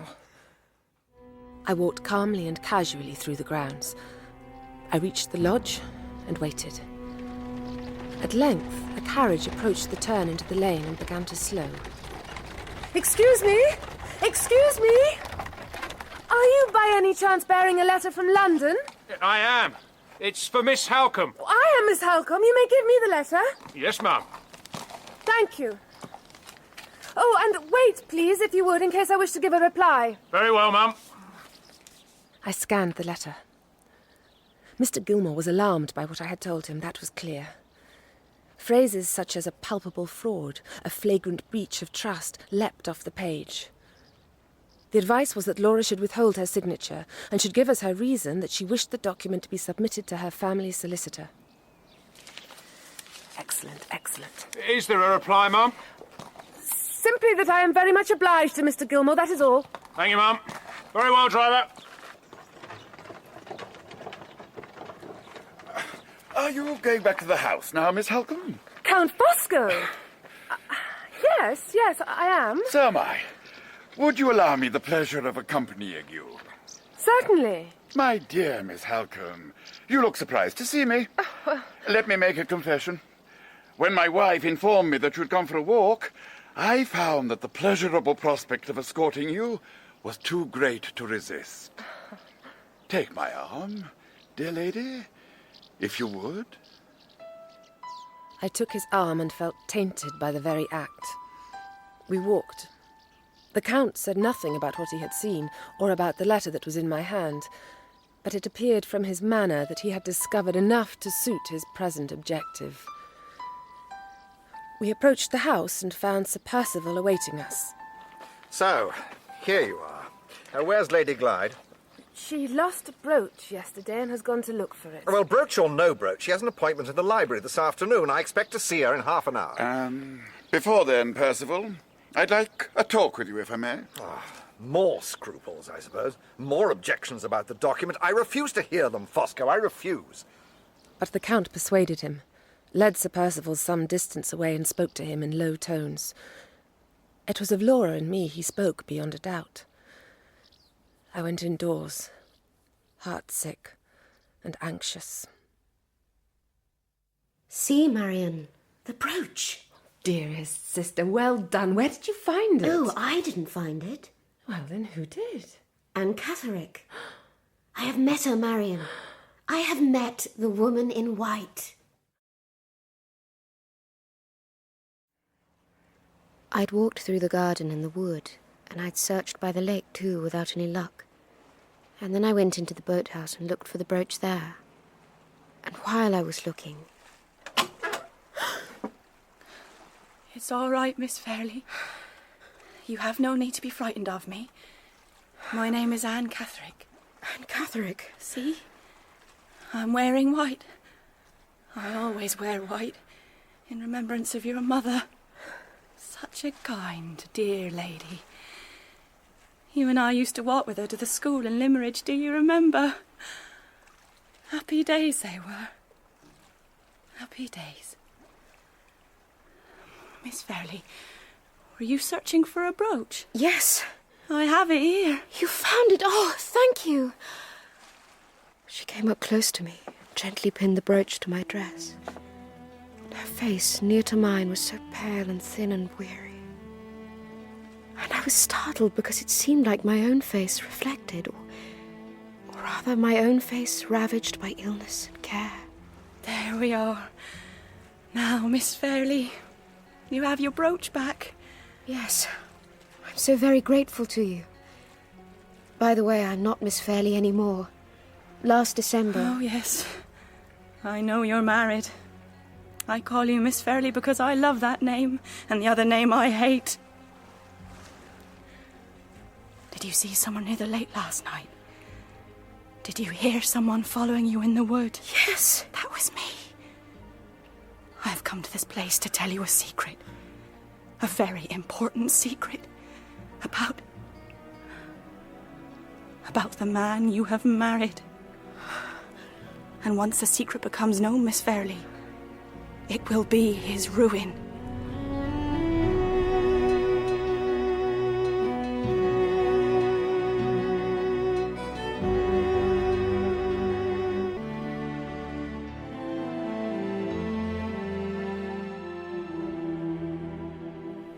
My heart, you see, it isn't right. And I haven't long to live, I'm certain. That's why I don't fear him. But before I die, I must try and make atonement. Atonement? What do you mean? I let you marry him. That was my sin.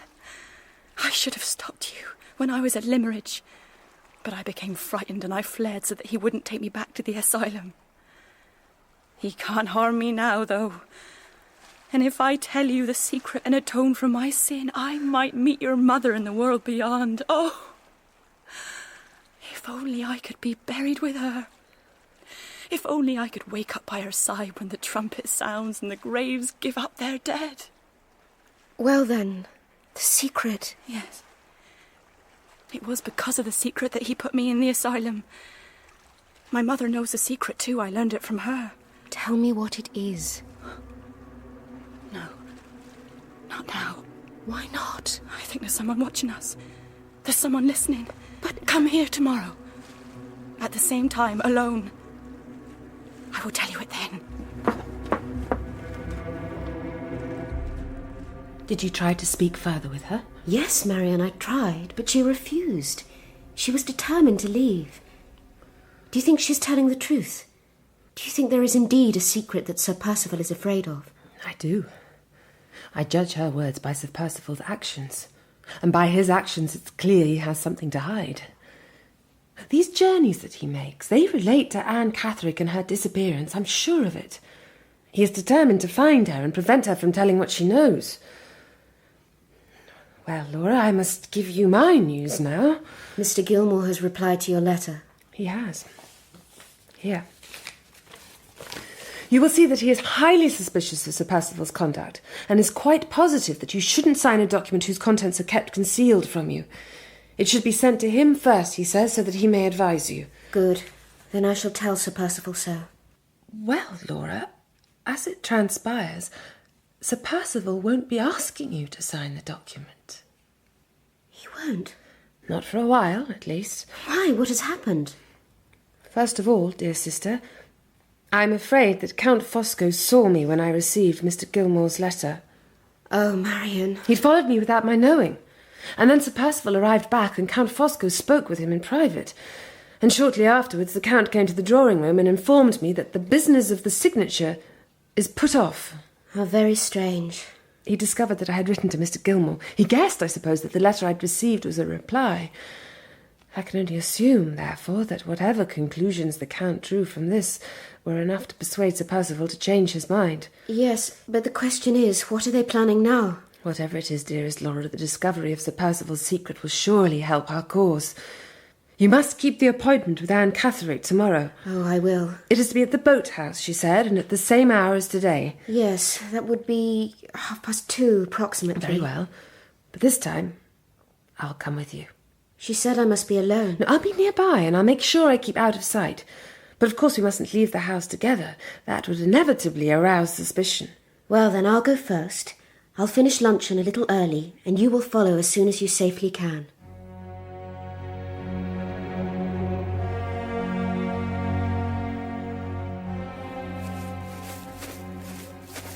No one observed me as I went out of the house. I am sure of that. And there is no one, I think, in pursuit. I'll make towards the side of the boathouse so that Anne Catherick doesn't see me. No voices. Perhaps Laura's alone. Laura? Laura? Nobody here. Laura? Laura! Oh, please, God, let nothing have happened to her.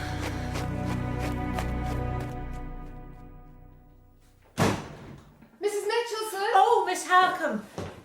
There you are. My sister, have you seen her? She went out for a walk. Yes, she came back a little while ago with Sir Percival. I'm afraid something distressing has occurred. What? Has she had an accident? No, but she was in tears, and Sir Percival has ordered Lady Glyde's maid to be dismissed. Dismissed, Mrs. Michelson? Why? I don't know. And however much I prompted poor Fanny, she wouldn't tell me. She says she'll stay in the village inn tonight and then go back to Cumberland. She has no friends here, she says. Where is Lady Glyde? In her bedroom, but you can't see her. Why ever not? The door's been locked. Sir Percival's orders.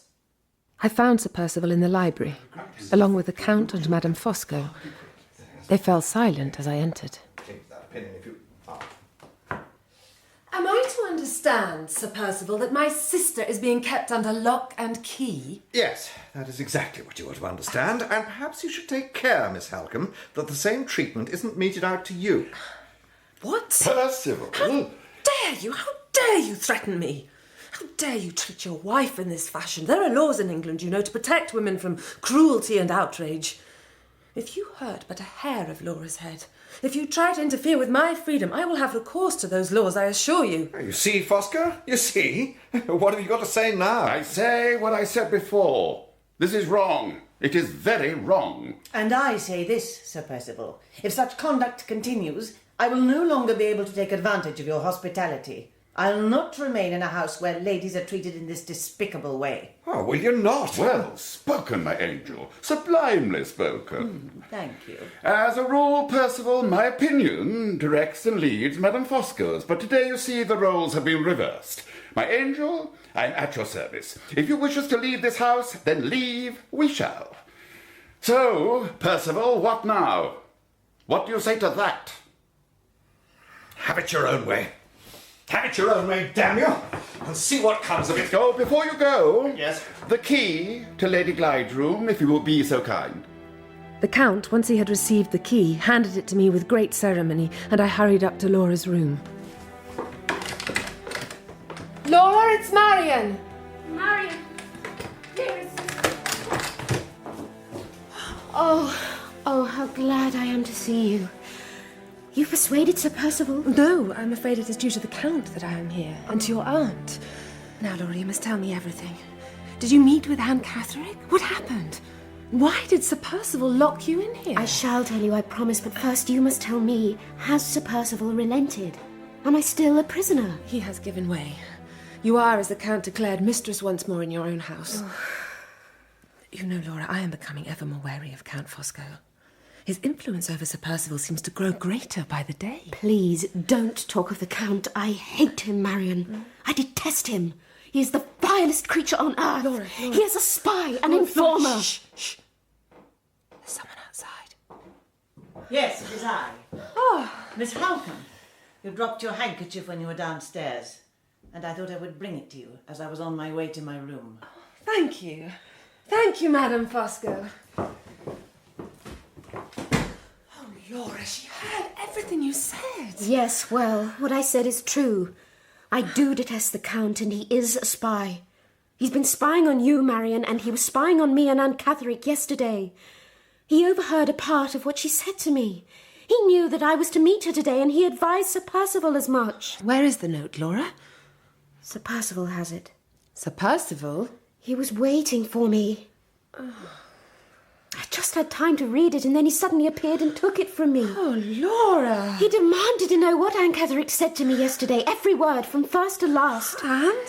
Did you tell him? I was alone with him, Marian. He was gripping my arm so tightly. He was beside himself. He was like a madman. You told him everything? Yes. But he's certain I know more, and he swore he'd force the truth out of me. He thinks I've discovered his secret and told it to you. He's afraid that Fanny might learn of it also. That's why he's dismissed her, I suppose. Laura, I think we are in great danger. Yes. But what are we to do? I must write to your uncle. Tell him something of what has happened. Of the way Sir Percival has treated you. Oh, but the disgrace of it. The disgrace will be Sir Percival's, not yours. And the threat of disgrace may help to bring him to his senses. Or he may be driven to desperation and make things 100 times worse for us. Well, perhaps. It is a risk we must take. I will ask your uncle if we might stay at Limmeridge House for a while. He is a selfish, indolent man, I know, but he might grant the request in order to achieve some peace and quiet hereafter. But what if the letter is intercepted? It won't be, I'll make sure of that. Mrs. Michelson said that Fanny was staying at the village inn tonight before starting for Cumberland tomorrow. Yes. Oh, poor Fanny. She is a girl who can be trusted, I know. I'll give her the letter, and she can deliver it herself. First, though, I have an unwelcome but pressing appointment. I must speak with the Count, though it will sicken me to do it, and apologise for what his dear wife overheard just now. I am afraid of him, Laura, and he must be appeased.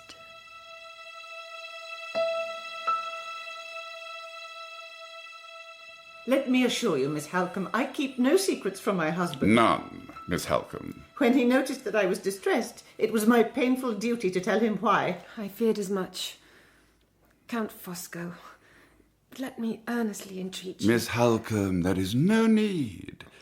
Lady Glyde spoke rashly and thoughtlessly. She did me an injustice which I lament, but I am unresentful. I forgive her. Let us all this instant dismiss the matter from our minds. Thank you. You are very kind. Thank you so much. My dearest Miss Halcombe, the pleasure is mine entirely. Give me your hand. Count. Yes, my angel? Miss Halcombe, being an Englishwoman, may not be accustomed to such demonstrations of civility. My angel, you are right. Miss Halcombe, my apologies. My sweetest wife, I will take your hand, if I may.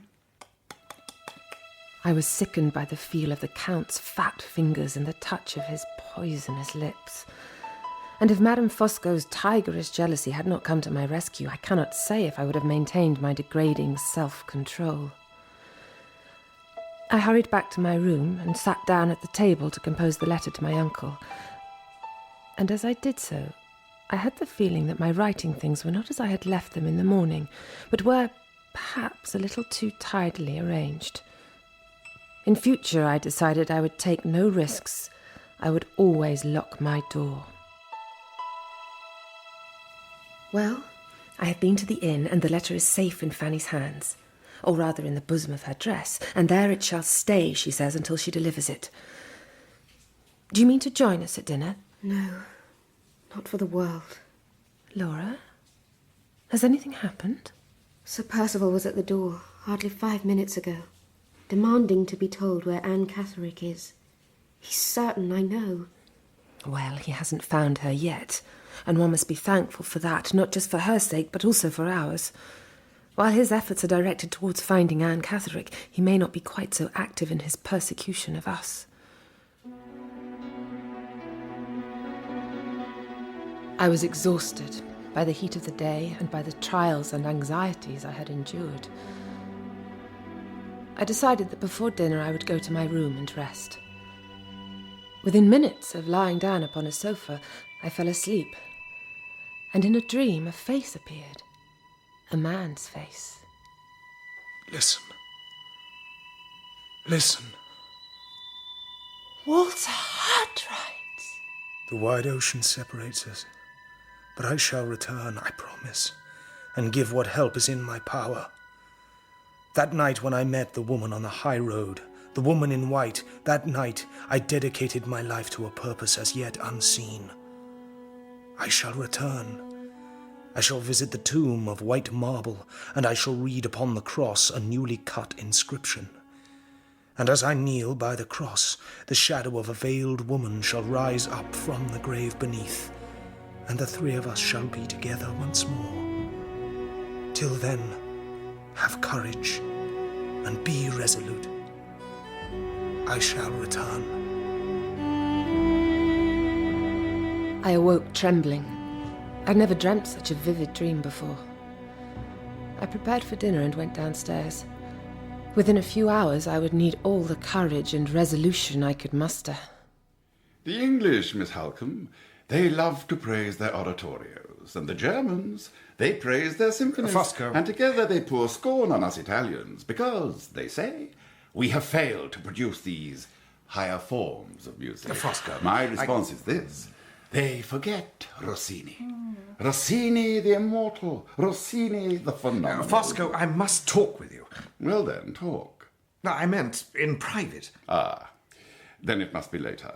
I'll not abandon the ladies. It is close, is it not? It is indeed, Madame Fosco. Ah, but we will gain relief, ladies, and very soon. The weather will break, I promise you. There'll be rain tonight.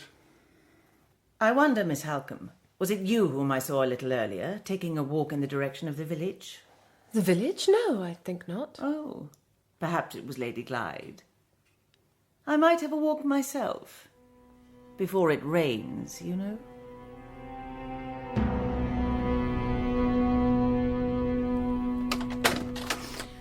Madame Fosco. Good evening to you, my dear. No, please, sit down. What an unfortunate business it is, you having to leave us, and so suddenly. Yes, your ladyship, it is. My reason for coming here, Fanny, my dear, is that I have one or two messages which Miss Halcombe forgot to give you. Oh, but... Yes, Fanny? Miss Halcombe has already given me a message. Has she? For Mr. Fairle. A very important message. Well, these are additional messages, my dear. But before anything else, why don't you and I have a cup of tea?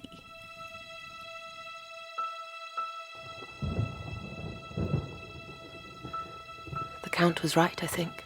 A change in the weather. My head still aches.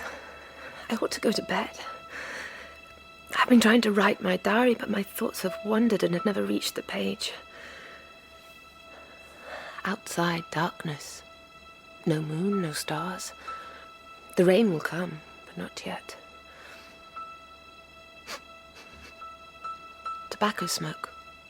Someone must be on the lawn. Oh, yes, I can see a red spark. Ah, and here comes another.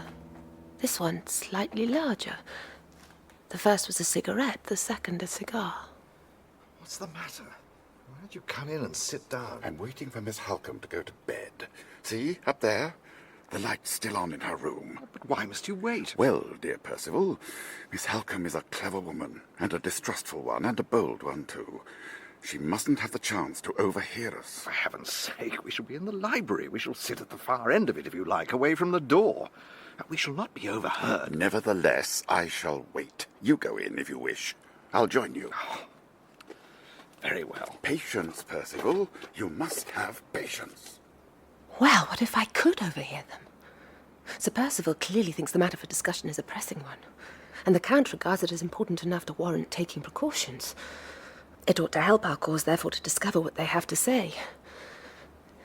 How to do it, though? To go downstairs, to listen at the door, that would be a great risk and would probably be fruitless. Oh, but the veranda, perhaps. Yes. Its roof is just a few feet below me. If I could lower myself down and creep along, I'm sure I could get as far as the library window. Yes, I'll do it. For the sake of Laura's happiness and her honour. Perhaps even for the sake of her life itself and mine. Now, Count Fosco, I shall blow out the candle and you shall go back indoors. And then let the adventure begin. There now. Slowly, carefully. Keep close to the wall. Keep very close. A flapbook crashing to the ground won't greatly help your plan. Slowly, carefully. There's a light in that window. Madame Fosco's room. The blind is pulled down, thank heavens, and there's her shadow on it. Do I wait till she has gone to bed, or do I move on? Very quietly. Very quietly. Move on.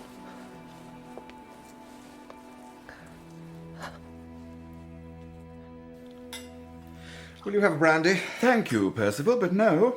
Eau sucré, nothing more. Sugar and water for a grown man? You can mix it yourself. Very well. So, yes?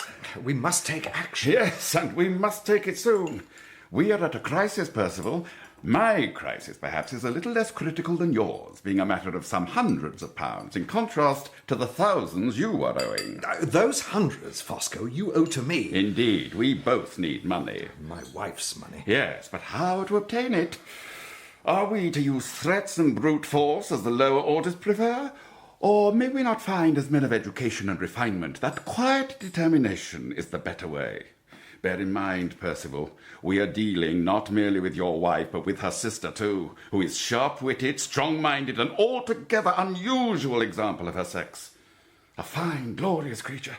I drink her health in my sugar and water. Do so.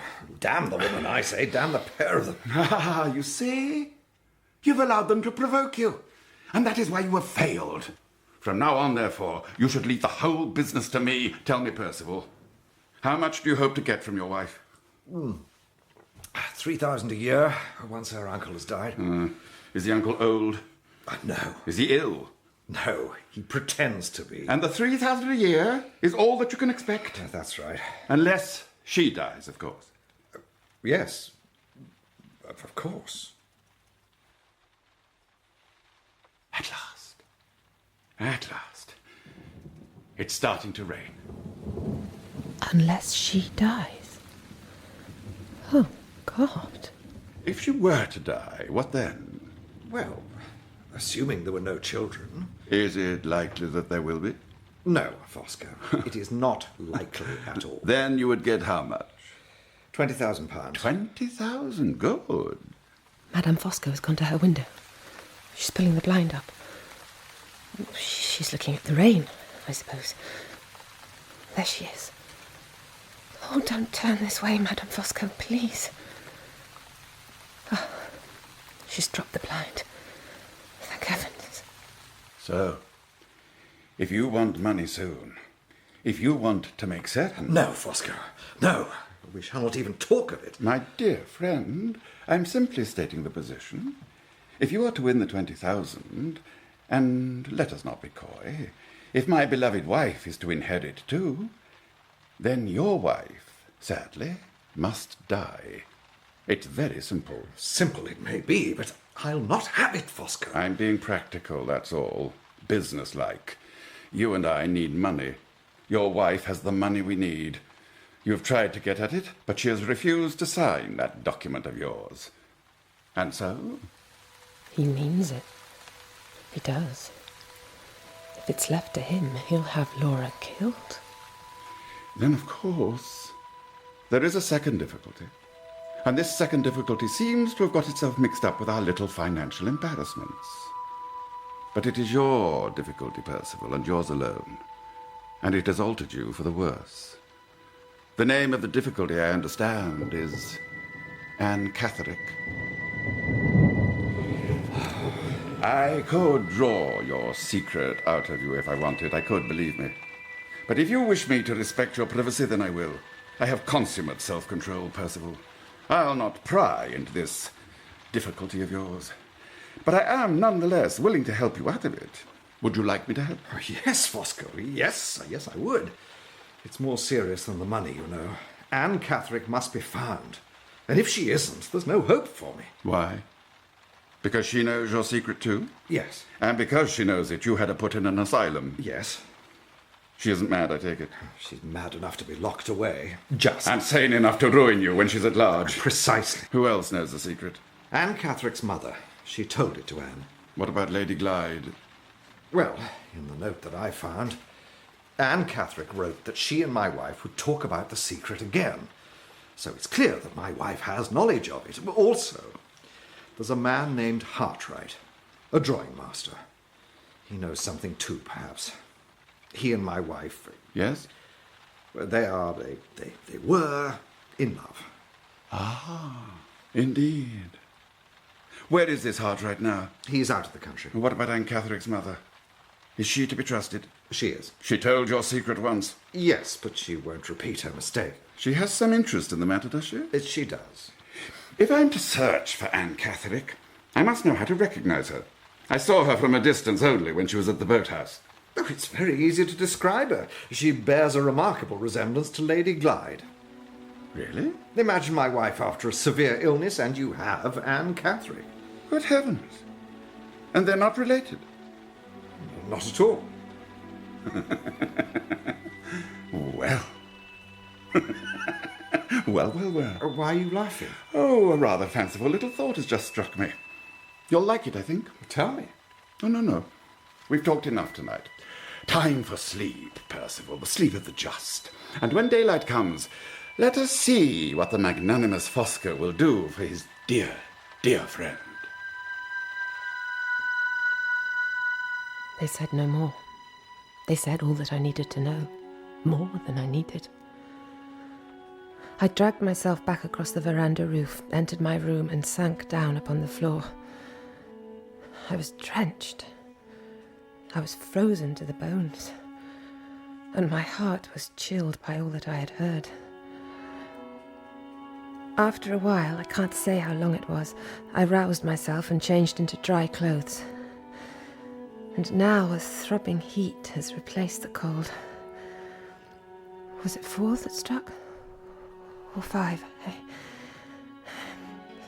I should lie down and rest, but if I do, I may lack the strength to get up again. Burning. Skin's parched. And I'm so very frightened. Please, God, help me.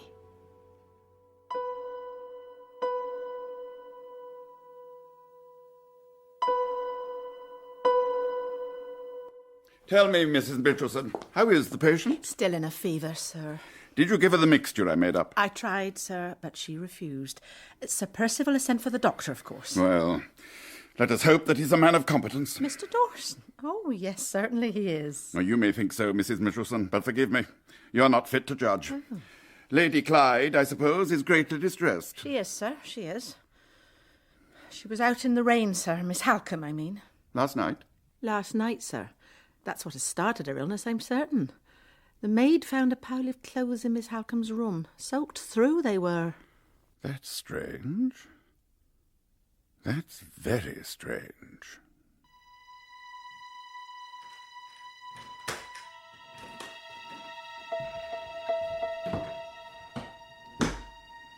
From the bottom of my heart, oh, magnificent Marian, I breathe my wishes for your recovery. Here is her table, and here is her diary. Let me read what she has written since last I looked.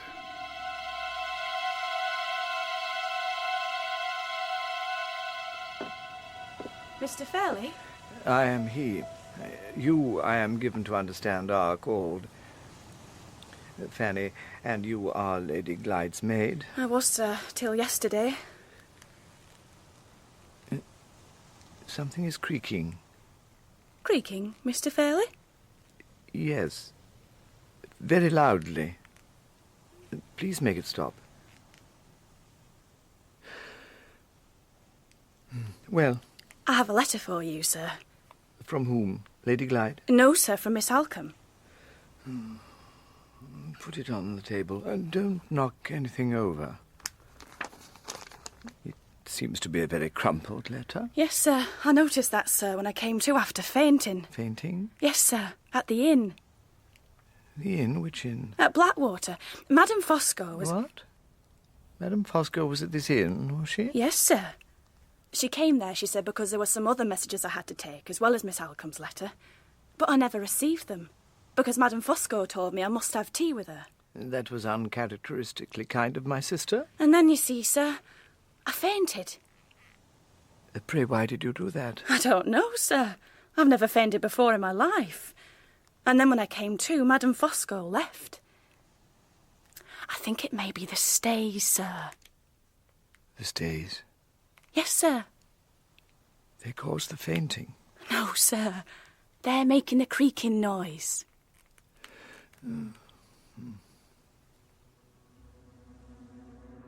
I have read Marian Halcombe's diary. I have written in it, too. Just a few words of sincere homage and admiration.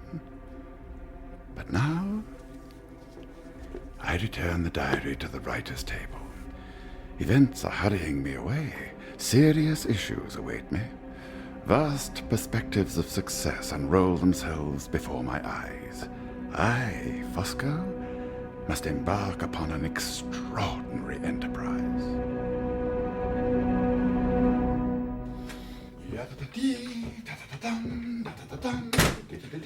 Well? Ah, Percival. Have you found Anne Catherick? What a pleasant day it is. Tell me. I'll tell you, Percival. But this, I think, is not the time. Good morning, Mrs. Michelson. Good morning. How is the sufferer? Miss Halcombe is a little better, I'm glad to say. I'll be in the library, Fosco. Don't be long. The fever came and went, sir, during the night, and now it seems she is improving. Mr. Dawson is with her at the moment. Ah, yes, Mr. Dawson. And so is Lady Glyde, of course. She won't leave her sister for a minute. Oh, she does cry so, and is so very anxious and fearful. Well, Mrs. Michelson, there is help at hand. For Lady Glyde, for my wife, who has done her share of the nursing duties, and indeed for you. I've sent for a woman of excellent conduct and capacity, who is known to my wife as a person to be trusted. Don't tell Mr. Dawson. He will, I'm sure, look with a prejudiced eye on anything that I provide. Ah, here is the good doctor himself. What news, Mr. Dawson? Can it be true there is improvement? It is true, though the illness is still a cause for great concern. I suppose, because you think Miss Halcombe is making progress, that you will persist in the saline treatment that you are giving her. Certainly I will, since it's justified by my professional experience and by its effect upon the patient. Might I offer some advice? Why should you? Are you a doctor? I have studied medicine. Perhaps you have, but it's not my habit to consult with amateurs. Well, let me make an inquiry then. I wonder, as you are a little way removed from the centres of scientific research, whether you've heard of the use of ammonia and quinine in the treatment of debilitation. Also of the palpable benefits of mesmerism. And if you... Sir, please, no more. If you were a trained and practised physician, sir, I would gladly discuss such matters with you. But you are not. Therefore, goodbye. Mrs. Michelson? Yes, Mr. Dawson? I shall return this evening. In the meantime, there are to be no alterations to my course of treatment. Is that clear? I obeyed Mr. Dawson, of course. Being merely the housekeeper, I was obliged to do so. But I must confess, the Count spoke with such conviction concerning the appropriate treatment for Miss Halcombe that I began to have more trust in him than in Mr. Dawson. And it was clear to me that the patient was slow in making progress. Well, Mrs. Michelson? She had an indifferent night, I'm afraid. Oh, I'm sorry to hear it. Before you go up to see her, Mr. Dawson, Yes? I should warn you, there is a nurse with her. A nurse? Who arranged this? The fat foreigner, I suppose. Mr. Dawson, really? The man to whom I suppose you are referring is a nobleman, a member of the highest aristocracy. Yes, and he wouldn't be the first quack with a handle to his name. He's a charlatan. He's an infernal meddler, too. He should have spoken with me first. He should have sought my permission. Where is he? Oh, Count Fosco's not in the house. He's gone away. Oh, for good? No. Just for a few days, I think. On business. The nurse is perfectly competent, Mr. Dawson. Truly she is. Mr. Dawson, please, come in. Thank you, Lady Glyde. Good morning to you. Ah, I see Miss Halcombe is asleep. Yes, though it is fitful sleep at best. Oh, I'm so worried about her. Of course you are. But your sister will make a full recovery. She will, provided that my instructions, and mine only, are carried out. What is the name of the nurse? Mrs. Rubel. Good morning, Mrs. Rubel. Good morning. Pleased to meet you. I wish she weren't here. I don't think I want to trust her. Well, Lady Glyde, I won't seek her dismissal yet, but I assure you, if I have reason to complain of her, she'll go at once. Tell me, Mrs. Rubel, have you been seated over there since you arrived? Yes. Can you perform your duties well, do you suppose, while you are sat at the window? Miss Halcombe has been asleep all this while. She does not yet know me. If I were to sit at her side, I might alarm her when she wakes. Yeah, true enough. You might. Mr. Dawson, forgive me, I'm reluctant to say this to you. Not least because it was suggested to me by Count Fosco. Oh, him again. But if Marian should get worse, or if after many more days there should be no change for the better... Yes, Lady Glyde? Would you permit me to send for advice from London? Of course. Indeed, I hope that before you think it necessary, I will have taken such a step myself. It will be a sensible precaution. And it will also, I trust, give me the pleasure of exposing Count Fosco as either a fool or a fraud. 5 days of undisturbed tranquillity, that is all. 5 days in which to attempt to recover from the uncivilized intrusion of the young person who is Laura's maid, or was. And then on the 6th day, I'm to be visited again by the husband of my tiresome sister. Oh. Mr. Fairle? Count Fosco. What a delightful house this is. And what a veritable treasure trove is contained within this room. Shall I be seated? Please, but quietly, if you can. I see that you're in some distress. I'm always in some distress. I'm nothing but a bundle of nerves. Less than a week ago, I must tell you, I was put upon by a young person in service who had a bizarre tale to tell, and a crumpled letter from Marian, Miss Halcombe. Ah, indeed. Miss Halcombe. It seems that Laura, Lady Glyde, has had a falling out with Sir Percival, and Marian, therefore, was demanding that I open Limmeridge House as a refuge for her. Yes, I am aware of this. I have to say I was not pleased by the letter. I think it is very unfortunate and very unfair that, having shown myself to be too considerate and self-denying to add a family of my own to an already overcrowded population, I should be made to suffer for other people's marital mishaps. Mr. Fairle. If I do have Laura back, is Sir Percival not likely to follow her here? And is he not likely to demonstrate a violent resentment toward me for harbouring his wife? No, not at all. Mr. Fairle. I have written to Marian. I have asked her to come here alone and talk the matter over with me. If nothing else, the strategy will grant me some breathing space. Miss Halcombe has not replied to your letter. I'm glad to say she has not. The reason she has not replied is that events at Blackwater Park have taken a melancholy turn. Oh, have they? Must I hear about them now? Won't they keep? Sadly, no. Is anybody dead? Dead? No, heavens, no. Oh, so glad. Forgive me, but I always like to anticipate the worst. It breaks the blow by meeting it halfway. Is anybody ill? Yes. Miss Halcombe. Is it serious? Yes. A fever. A fever? Is it infectious? Not at present. Not at present? Mr. Fairle, I am here, as it were, as Miss Halcombe's proxy. Since she is not well enough to plead her sister's case, I must plead it for her. Oh, must you? She is right. Lady Glyde cannot remain under her husband's roof. You must receive her here, and very soon. You need not be anxious about Sir Percival. I know him. I am his oldest friend. He'll not pursue her here. You have my word on it. So, write to Lady Glyde, if you will. Do your affectionate and honourable duty, and invite her to Limmeridge House. Do it now. Now? Yes, so that I can take the letter back with me. She won't come, you know. Not while her sister is ill. She will come. She must.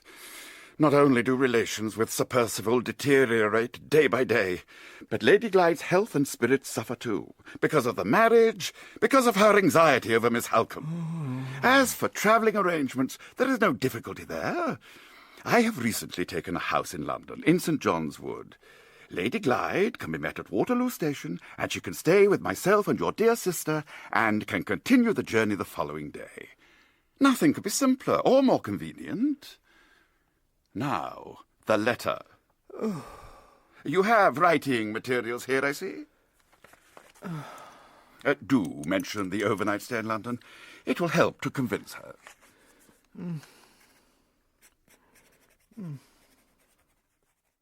Sir, I must protest. You ought not to have come into the room. But I had no choice, Mr. Dawson. The housekeeper has informed me that Miss Halcombe's condition has greatly deteriorated. So I'm here in the interests of sacred humanity. Excuse me. When did the change occur? Late last night. You should have called a physician from London. I have already done so, and when he arrives I will consult with him, sir, but with no one else. Ah, she begins to wake. You! Yes, my dear Miss Halcombe, it is I. You need have no fear. Go away, please! Go away! Leave her this instant, sir. Can't you see she's terrified of you? Well, Mr. Dawson, it is not to be wondered at. Irrational fears, hallucinations, these are to be expected in one who has contracted typhus fever. Typhus? No, it's not typhus. You're quite mistaken. I assure you, Mr. Dawson, there is no possibility of error. It is typhus fever. And your treatment, sir, is responsible for bringing it on. The Count was proved to be correct, as I thought he would. The physician came from London and confirmed the Count's diagnosis. But he gave us some small cause for hope. We waited. I prayed, as did Lady Glyde, who was very brave. And after 5 days, merciful Providence saw to it that Miss Halcombe's condition improved. The London physician visited again and declared that the patient was out of danger. Ah, Mrs. Michelson, come in. I've just heard, sir, that Mr. Dawson will not be returning here. That is correct. He's had something of a falling out with Count Fosco, and his pride, I suppose, has taken a bit of a knock, too. Yes, but, Sir Percival, I do worry that there is no local doctor to attend on Miss Halcombe. No, it's not necessary. The man from London said so. She might suffer a relapse, though, and there is Lady Glyde to consider, too. Ah, Lady Glyde. Her sister's illness has greatly affected her. I almost feel that there should be as much concern for her as for Miss Halcombe. Well, Mrs. Rubell is still here, and she's proved herself to be more than capable. No, your fears, I think, are quite unfounded, and I would ask you, therefore, to give your full attention to a rather more pressing matter. Mrs. Michelson, I find that Blackwater Park is something of a drain upon resources at present, and that serious economies have to be made. I want you, in consequence, to dismiss the domestic staff. Dismiss them, sir? All of them? With the exception of Mrs. Rubell, of course, and your good self. But the rest of the staff must go. I want this house cleared of the whole lazy, useless pack. When must they go, sir? By this time tomorrow. Tomorrow? But, sir... Mrs. Michelson, there's no need for them, and therefore they must go. Is that understood? The staff were dismissed, and the house became a strange, quiet, lonely place. It was surely not unnatural that my spirit should sink, or indeed that I should be uneasy about the way events were unfolding. I became still more so when Sir Percival declared that Lady Glyde and her sister, once they were well enough to make the journey, might benefit from a few days in the genial climate offered by Torquay. He instructed me to go there straight away and reconnoitre for a suitable place of residence. But I had a suspicion that I was being sent, quite deliberately, on an unnecessary errand. Come in, Mrs. Michelson. Thank you. Oh, your ladyship has gained in health, I think, while I was away. I think I have. And what of Miss Halcombe? Yesterday she was no worse, but I've had no news of her at all today. Perhaps you and I should go to her room. Yes, please. We'll do that. The Count and Madame Fosco left yesterday, you know. Did they? I had no idea it would be so soon. Ladies. Sir Percival. May I ask where you're going? To Marian's room. Well then, let me spare you a disappointment. She's not there. Not there? She left yesterday morning, with your aunt and Fosco, and Mrs. Rubell, too. She's going to Limmeridge House, you see, and thought that since the Count and his wife were travelling to London, she'd go with them. It's impossible. She wasn't fit to travel. If Mr. Dawson had been here... But Mr. Dawson was not here. Mr. Dawson has decided to have nothing more to do with this. Why should Marian want to go to Limmeridge? Because your uncle won't receive you until he has seen your sister first. He stated as much in the letter he wrote to her at the start of her illness. It was shown to you. Do you not remember? Yes, I remember. She has never left me before. Not without telling me. But she knew that if she did tell you, then you would try to stop her. You're very anxious. Absurdly so. I am anxious for my sister. There's no need to be. She's left for Limmeridge to speak to your uncle. What's strange about that? You must forgive me, but I am not satisfied. I wish to take the first train that I can and follow her. Your ladyship. If my sister was deemed fit to travel, then I am too. I intend to leave here. Very well. I'll not oppose you, but you must go tomorrow. Not today. I'll write to Fosco by this evening's post. Why? To tell him to expect you. He'll meet you at the station, and you can stay overnight in St. John's Wood. No, please. That's not necessary. Of course it is. You mustn't attempt the whole journey in one day. You must rest in London, and I won't permit you to be on your own in some hotel, and nor would your uncle. My uncle? I have a letter from him, which you will read when you come downstairs. Fosco offered to have you stay for the night, whenever you should make the journey, and your uncle strongly endorses the idea. The arrangement is eminently sensible and appropriate. Do you not think so, Mrs. Michelson? I confess I can see no objection to it. Nevertheless, don't write to the Count. Please. Oh, but I shall write to him, and there will be no more argument, unless you prefer not to go at all.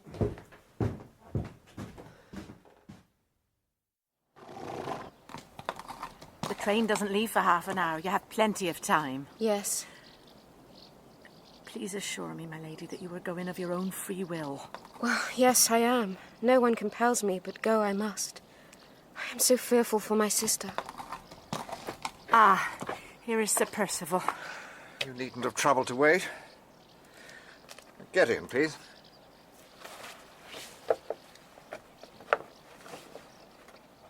So this is our parting. It may well be that I will see you no more.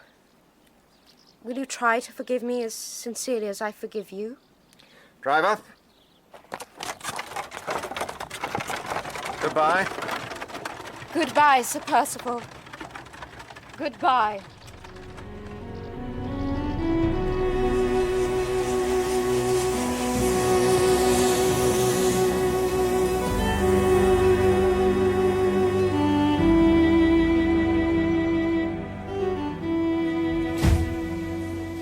Lady Glyde. Oh, Count Fosco. How good to see you. Sir Percival's letter reached me just in time. You had a pleasant journey, I trust? Thank you, yes. Tell me, please, where is my sister? Has she already left for Limmeridge? She has not. She is at my house. And we are going there now. We are indeed. Where is she? Tell me. I will take you to her soon. Who are those men outside? They are friends of mine. Medical men. The truth is, Lady Glyde, your sister's health has become much worse. Oh, no. The truth is, I fear for her life. Oh, do not say so. Lady Glyde. Help me. Help me. The afternoon following Lady Glyde's departure, I sat in the garden and tried to compose my mind. I sat and I gazed out across to the old, disused wing of the building, and as I gazed, I realised of a sudden that there was someone seated by one of the windows. A woman. The blood curdled in my veins. The woman, I was almost sure, was Mrs. Rubell.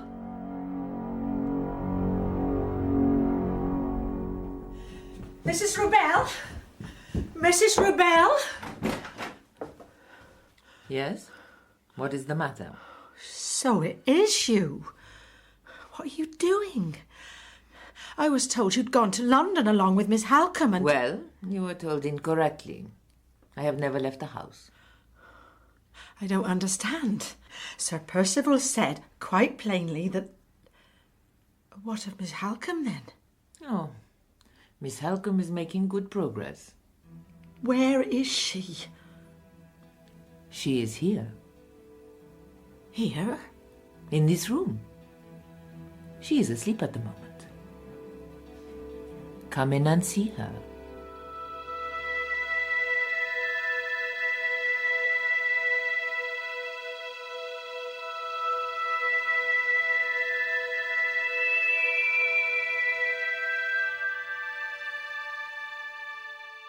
After many adventures, I returned to England in October 1850.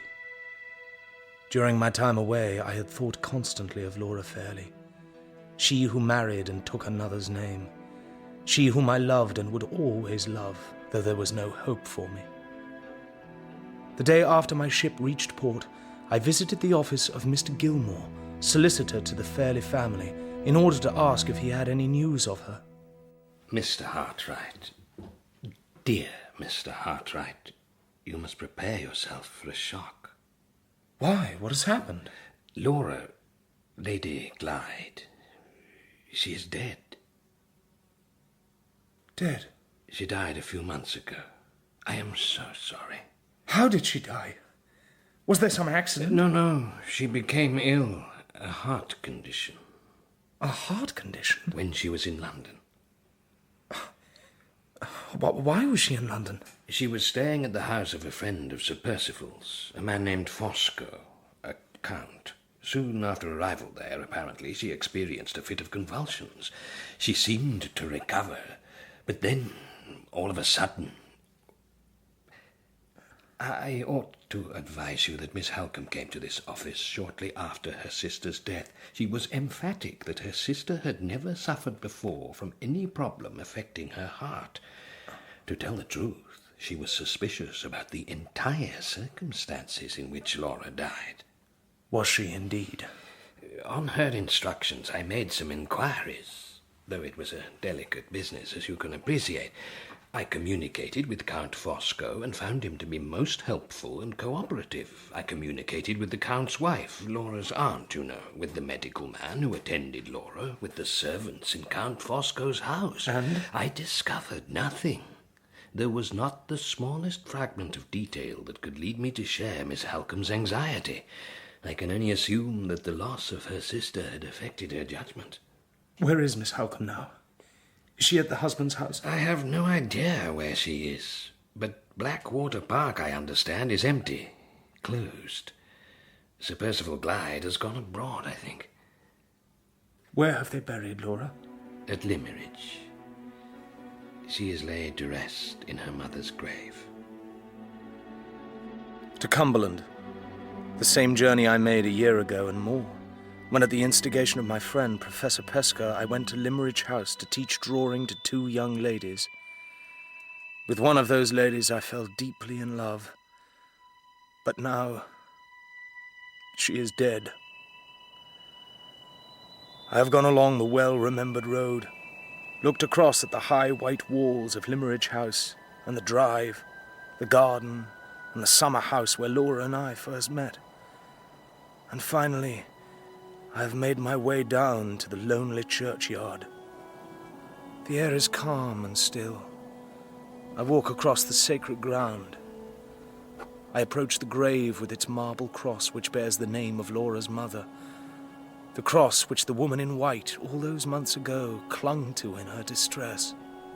If only I would die, Mrs. Fairlie, and be at rest with you.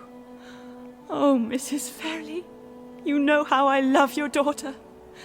If I could save her, I would. Tell me how to save her. Tell me, please. Now on that cross is a newly cut inscription. Hard, clear, cruel letters which tell the stark story. Sacred to the memory of Laura, Lady Glyde, wife of... I turned my eyes away, refusing to read the name of that man who took her from me, who was not worthy of her. I kneel down, rest my hands, my head upon the broad white stone, close my weary eyes, recall our last tearful words to each other, when she promised that she would remember me. And I took her hand and kissed it, Oh, Laura. Laura, come back to me. Let my heart speak to yours. Laura, my love.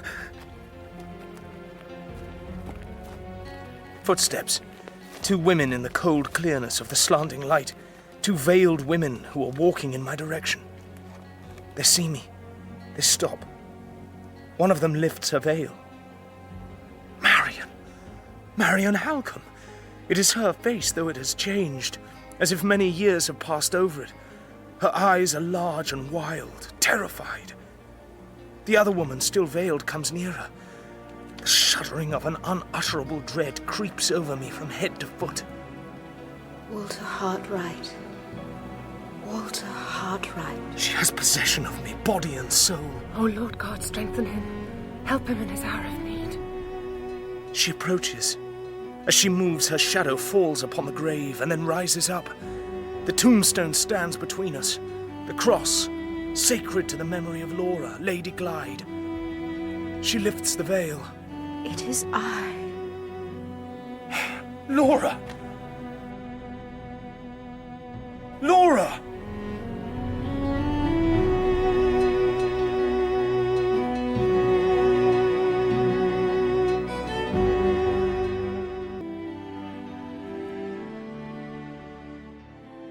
We took the London train from Limmeridge.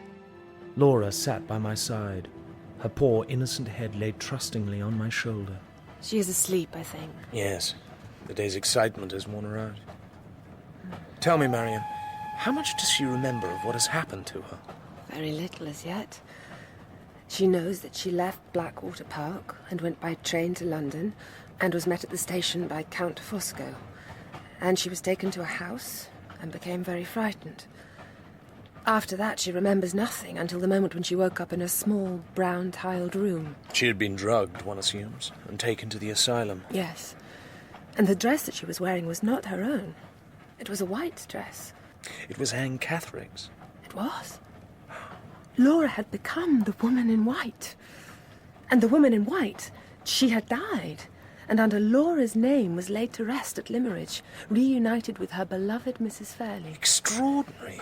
Almost beyond belief. The process of exchanging the 2 identities released Laura's money without the need to kill her, and at the same time preserved Sir Percival's secret. It was a brilliant plot, devised, no doubt, by Count Fosco. If I'm to search for Anne Catherick, I must know how to recognize the woman. Oh, it's very easy to describe her. She bears a remarkable resemblance to Lady Glyde. Well. But Marian, you yourself must have believed that Laura was dead. How was it you found her? It was Anne Catherick I was looking for, of course, not Laura. I was hoping to discover Sir Percival's secret from her. Count Fosco had already written to my uncle stating that Anne Catherick had been found and had been put into the same asylum from which she had previously escaped, and warning that she might use her resemblance to Laura to claim Laura's identity. So I found the asylum and secured a meeting with the patient in the asylum grounds. She was pointed out to me by a nurse. She was walking in my direction. I saw her face. So like Laura's, I thought. So very much like hers. She caught sight of me. She stopped, amazed. Marian! She rushed towards me. Marian! Laura, it's you, alive! Dearest sister! Oh, dearest sister!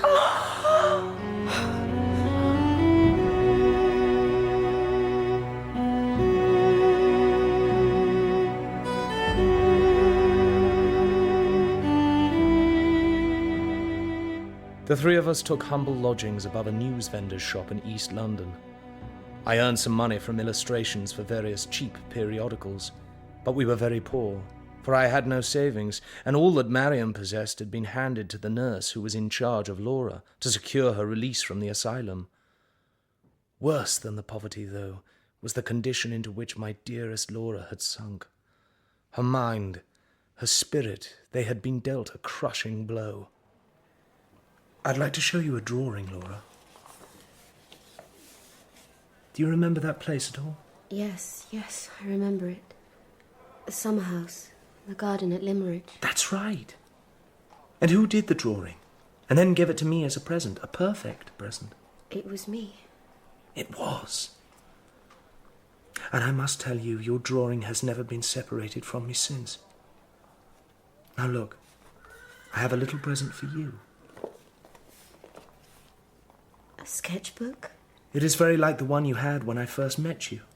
Do you wish me to draw in it? Yes, if you wish. I'm not sure I can. What skill I had to make that drawing of the summer house, I think I have forgotten. It will return, dearest Laura. It will all return. Your lost life, your lost happiness. One day again you will be Laura, just as I remember you. Her mind was clouded. Her beauty was faded. On account of her suffering, indeed, her looks bore a greater resemblance to Anne Catherick than to the Laura of old. I was determined, however, to restore her to health, and to restore her also to her true identity, redress the wrong that had been done to her. To this end, I decided first that I would pay another call on Mr. Gilmore, the Fairle family's solicitor. Sadly, Mr. Hartright, you haven't a glimmer of a case. You put it very strongly. I would dearly wish to believe what you've told me. Despite myself, I almost think I do. But as a solicitor, I must advise you that the evidence of Laura's death is all too plain. There is the statement which the Count gave to Mr. Fairle. There is the testimony of the doctor who attended the dying woman, and the death certificate that he provided. Well, yes. There is the fact that when Laura was taken to the asylum, let us call her Laura for argument's sake, she was received as Anne Catherick without question. There is the fact that in order to obtain her release, Miss Halcombe decided not to take the proper, formal steps, but bribed a nurse.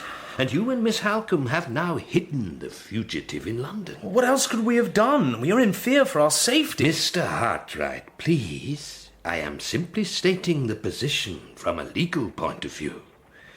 When Miss Halcombe presented Laura at Limmeridge House, her own uncle failed to recognize her, the servants likewise. She is much changed. Her imprisonment in the asylum... Of course, I understand. But I'm afraid that as things are, you and Miss Halcombe are to be regarded as either foolish dupes or scheming accomplices.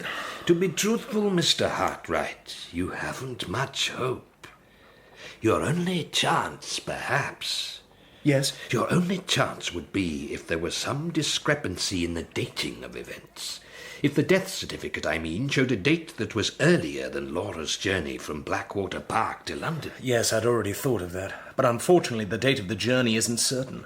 Laura can't remember it, nor, says Marian, can the housekeeper at Blackwater Park. Count Fosco and Sir Percival Glyde will know it, perhaps. But if you are right, you can't expect any help from that quarter. They may be forced to help, and indeed to answer for their crime. Oh, yes? Forced by whom? By me.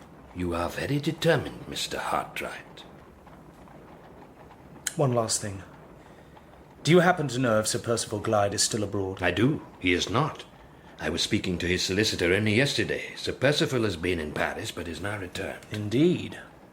Well, Mr. Gilmore, I am much obliged to you. Mr. Hartright, I wish I could do more. Oh, this letter came by post a day or two ago, for Miss Halcombe. Perhaps you could deliver it for me. Walter! You were so late. Yes, I'm sorry. I came a long way home. I was being followed. Oh, no. I fear so. But I hope, that I lost him at last. He was one of Sir Percival Glyde's men, I'm certain of it. Gilmore informed me that Sir Percival is back in England. Walter. He has heard, no doubt, of Laura's escape from the asylum and is very anxious to find us. We are in danger, then. We are. Grave danger. So tell me, what advice did Mr. Gilmore offer us? Precious little. Our only hope, he says, lies in proving that Laura was still alive after the date shown on the death certificate. Oh, a letter for you. Do you recognize the hand? Yes. Yes, I do. It's Count Fosco's. Dear and admirable woman, I urge you, dwell in the valley of tranquility, and let the storms of life pass over you. If you have rash friends, encourage them not to threaten the interests of Count Fosco, lest he become a man of action. Let no one cross my path, Miss Halcombe. I will show no mercy. He's trying hard to frighten us, a sign, perhaps, that he is a little frightened himself. So, we should frighten him still more if we can, and Sir Percival too. The proof that Laura didn't die, the proof that we must show the world. I'll get it from them somehow. You begin with the Count. For my sake, Walter, pursue him first. But for Laura's sake, I must begin where there is the best chance of success. Yes, of course. The Count has no palpable weakness. Sir Percival, however, does. His secret, yes! When Sir Percival agreed to the plot against Laura, it wasn't merely money that drove him. He still thinks, that Laura knows enough to ruin him, that she was told it by Catherick. Marian, my old superstition still clings to me. Though the poor creature is dead in her grave, the woman in white shows the way to the appointed end. My mind went back to that first meeting with Catherick. I have a friend in London. She lives in Guildford Street. Promise you won't stop me from seeing her. Guildford Street, where Mrs. Clements, her faithful protectress, was living. I resolved to begin my search for the secret there. I blame myself for her disappearance. You mustn't do that, Mrs. Clements. Oh, but I do. We were in Hampshire. We were staying near Blackwater Park, and I met a foreign gentleman. A count he was. By this time, Anne was quite ill. She had a heart condition, I think. That's right. It seemed to come on after she heard that the day of the wedding was fixed. Between Sir Percival Glyde, you know, and... Yes, I know. And when I told the Count about Anne's illness, he gave her a medicine, which made her feel stronger. He was most kind. And Anne had something very important to tell Lady Glyde. But the Count said that the lady had gone up to London, and that we should do the same, and meet her there. So we went up. And Anne stayed with me for a few days. And then the wife of the foreign gentleman called for Anne to take her to Lady Glyde. And they went away in a cab. I haven't seen her since. Mrs. Clements, I cannot help you find her. Indeed, you should not hope that she will ever be traced. Oh no. But you can help me, Mrs. Clements, by giving me the information that I seek. About Anne and her family. You have known her, I believe, since her childhood. Oh, I nursed her from a baby, sir. The first time she said mother, she said it to me. Well, perhaps you can tell me about her actual mother, Mrs. Catherick. Were you a neighbour of hers? Oh, yes, sir. At Welmingham. Which is some 25 miles from Blackwater Park, I believe. Oh, that is right, sir. It was her husband who brought her to the town when he became parish clerk. Before that, she'd been in service at Varneck Hall near Southampton, which was owned by a friend of Mr. Philip Fairle. The same Farlie who was Lady Glyde's father? Yes, but that's by the way. Mrs. Catherick, she held herself uncommonly high, she did. Thought she was far too good for her husband. Well, I don't like to speak ill of anyone, sir, but she is a heartless woman, with a terrible will of her own. And she's not a stranger to scandal either. Scandal? Yes, sir. There was another man, a gentleman so-called. His name? Sir Percival Glyde. Did the husband ever find out about his wife's relationship with Sir Percival? Oh, yes. Well, he'd suspected already because he discovered various gifts she'd had from Sir Percival. But then he came upon the two of them near the vestry of the church, and they were whispering together. The men came to blows, and Sir Percival was the stronger and beat the husband in the cruellest manner. And that same night, the husband left the town and was never seen in Welmingham again. And Sir Percival? Oh, the place was too hot to hold him. He left soon after. But Mrs. Catherick, despite the scandal, she stayed on. She did. The brazen hussy. She told everyone she was the victim of a dreadful mistake, that she wasn't a guilty woman, and that she wouldn't be driven out. You haven't yet explained how it was that Anne was trusted to your care. Very simple, sir. Mrs. Catherick seemed to hate the helpless little creature from the day it was born, and there seemed to be nobody else to look after her. But when Anne was 10 or 11, Mrs. Catherick took her away from me. Took her to Limmeridge. Ah, yes, because Mrs. Catherick's sister was there and was dying. Mrs. Catherick went to nurse her. Well, she thought her sister had some money. That was her only reason. And after that, Mrs. Catherick wouldn't let Anne stay with me. She liked to distress us by keeping us apart. I moved to London, and I wrote to Anne from time to time, told her that if ever she was in trouble, she should come and see me. Which she did, after she escaped from the asylum. Yes. Oh, poor Anne. My initial inference, of course, was that Sir Percival's secret must be connected with Mrs. Catherick's disgrace. But from what you say, the disgrace wasn't a secret at all. Not in Welmingham, at least. Exactly, Marian. And it seems Sir Percival made no attempt to take Mrs. Catherick away from the town.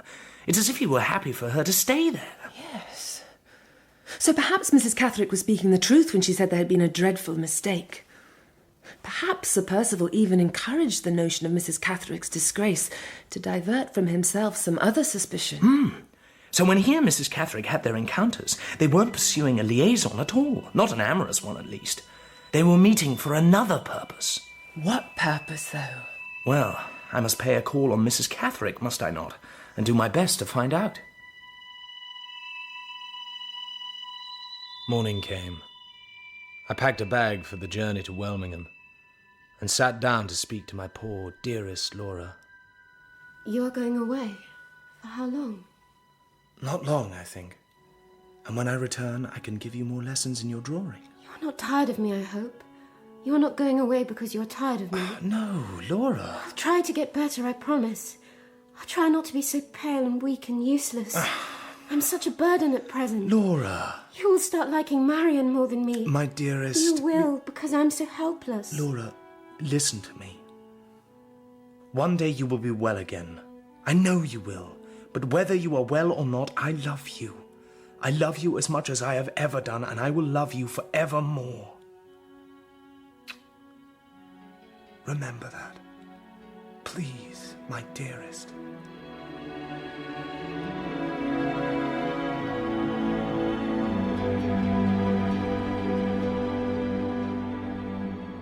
I arrived at Welmingham early in the afternoon. I walked through its prim, torpid streets and found Mrs. Catherick's house in an arid square set around a bare plot of grass. Mrs. Clements had given me a discouraging impression of Mrs. Catherick, so it was with little optimism that I knocked upon the door of number 13 and was shown into a little room with big patterned wallpaper and cheap furniture. You have come, my maid tells me, to speak about my daughter. Yes. I am afraid that she is dead. Ah, is she? Well, then I suppose I shall have to go into mourning. As you see, there is not much alteration required in my attire. I should also inform you, Mrs. Catherick, that your daughter's death has been used as an opportunity for inflicting grave harm upon a person who is dear to me. There are 2 men involved in this wrongdoing. The name of one of them is Sir Percival Glyde.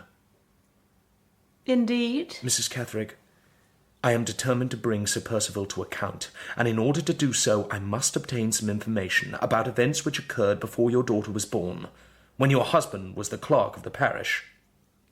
Oh, I understand.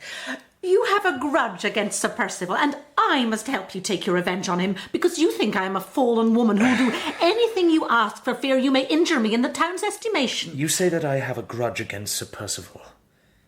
But you have a grudge too. Do I? I'm certain of it. Mrs. Catherick, you can help me ruin him. You can help me crush him. I've no wish to help you. Do you not trust me? No. Are you afraid? Of you? No, of Sir Percival. He's a man of some power and influence. Oh, yes. He possesses a fine estate, is descended from a great family. A great family, indeed. Especially on his mother's side. Well, I know nothing about Sir Percival's mother. I imagine that you know very little about Sir Percival. I know a few things. And I suspect many more. Mrs. Catherick, you remember that day when you and Sir Percival were discovered by your husband? You and he had met by the vestry of Welmingham Church. No, you will not ask me about that. Whatever it was that brought you together, it was not a bond of guilty love, was it, Mrs. Catherick? Get out of my house. I am right, am I not? Leave now. My reference to the church vestry had been little more than casual, but Mrs. Catherick's response persuaded me that Sir Percival's secret must be associated with that place.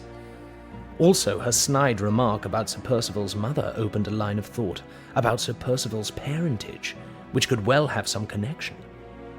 If there were a marriage register in the vestry of Welmingham Church, might the secret perhaps lie there? 2 men. Look, beyond the churchyard wall. I think I recognize one of them. He followed me when I was in London. Yes, but I wasn't followed from Mrs. Catherick's. These men have been waiting for me. So, my suspicions about the vestry were correct.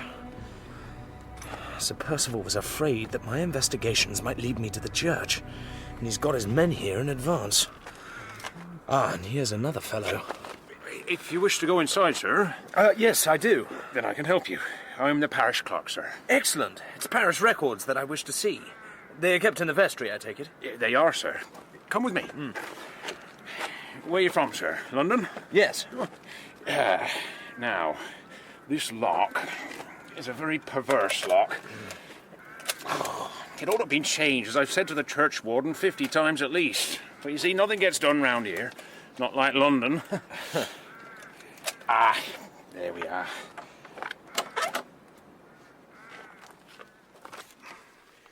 You'll have to excuse the mess, sir. Very, very old, all these bits of wood. Old as brickless crockery. They're meant to be sent away to be mended, but as I say, nothing gets done round here. So? You'd like to look at a register? A marriage register. Right.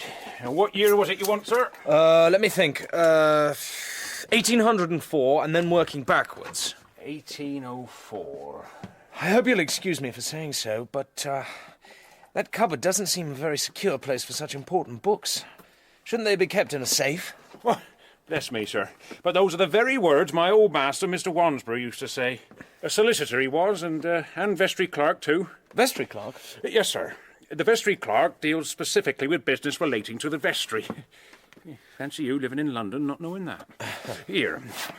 Register of Marriages, 1800 to 1810. And these are the entries for December 1804. Thank you. December...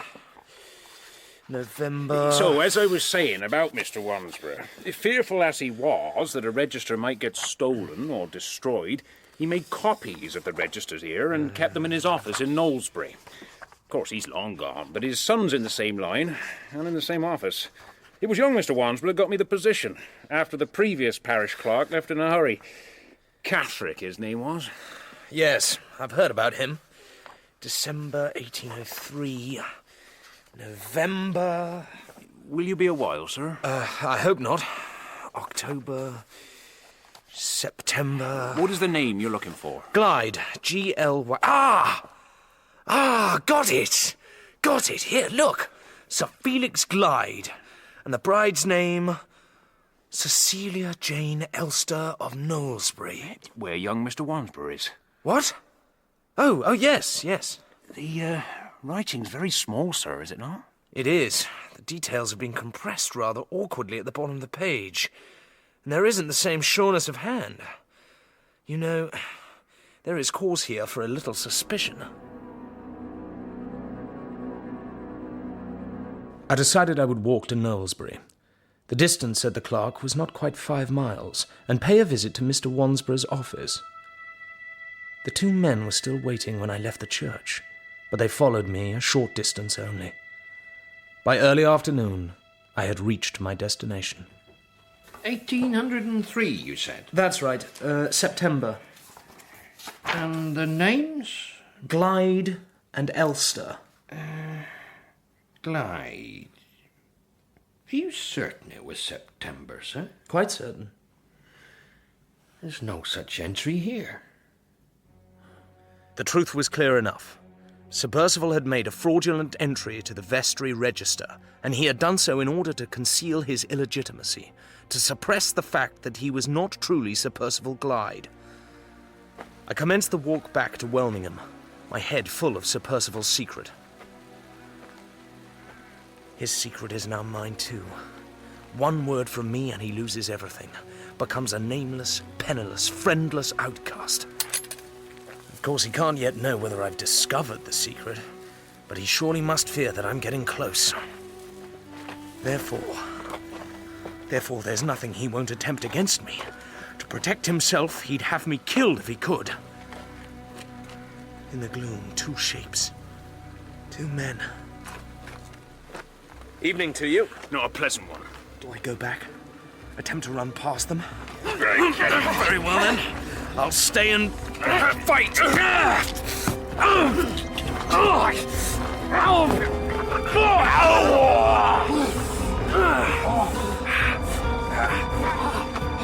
Get him! Get him! They kept up the pursuit, but I took a turn down a footpath and across the fields, and I lost them. I discovered a lane, and after following its muddy windings, I at last found myself in Welmingham once more, in front of some cottages on the other side of the church. Sir, wait there. Yes, you, sir. From one of the cottages, a man with a lantern came hurrying towards me, the parish clerk. Where are the keys? Where are they? They were hanging up in my kitchen. Have you taken them? No, I have not. You mean the keys to the church, do you? Yes. Give me the lantern, quick. It must have been that young man, then. Or his master. His master? They were here about an hour ago. Sir Percival, the young man called him. Lord save us, look at the skylight. My God! The vestry's on fire. You better go back. Get whatever help you can. Yes. Lord save us. Fire! Fire!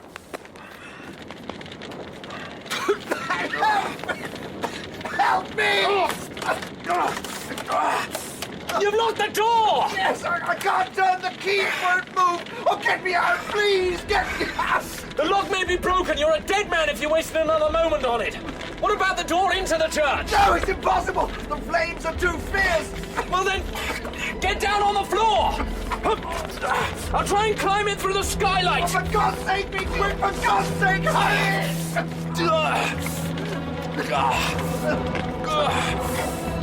Oh, my God!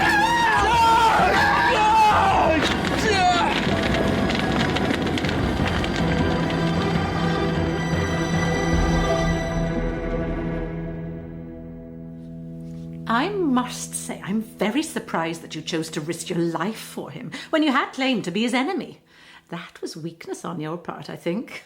As it is, I owe you a debt of gratitude. You owe me nothing, Mrs. Catherick. No. Your presence in Welmingham, your inquiries, they frightened Sir Percival. Because of you, he decided to try and hide his crime and remove the register from the vestry. You, Mr. Hartright, you drove him to his death. And because he was an ill-tempered, cruel, foul-mouthed, insolent man, I must thank you for what you've done. Mrs. Catherick... Was the fire, do you suppose, an accident? I think it was. There was a large amount of old wood stored in the vestry, and it will have caught alight very fast. But what was needed was for a lantern to overturn.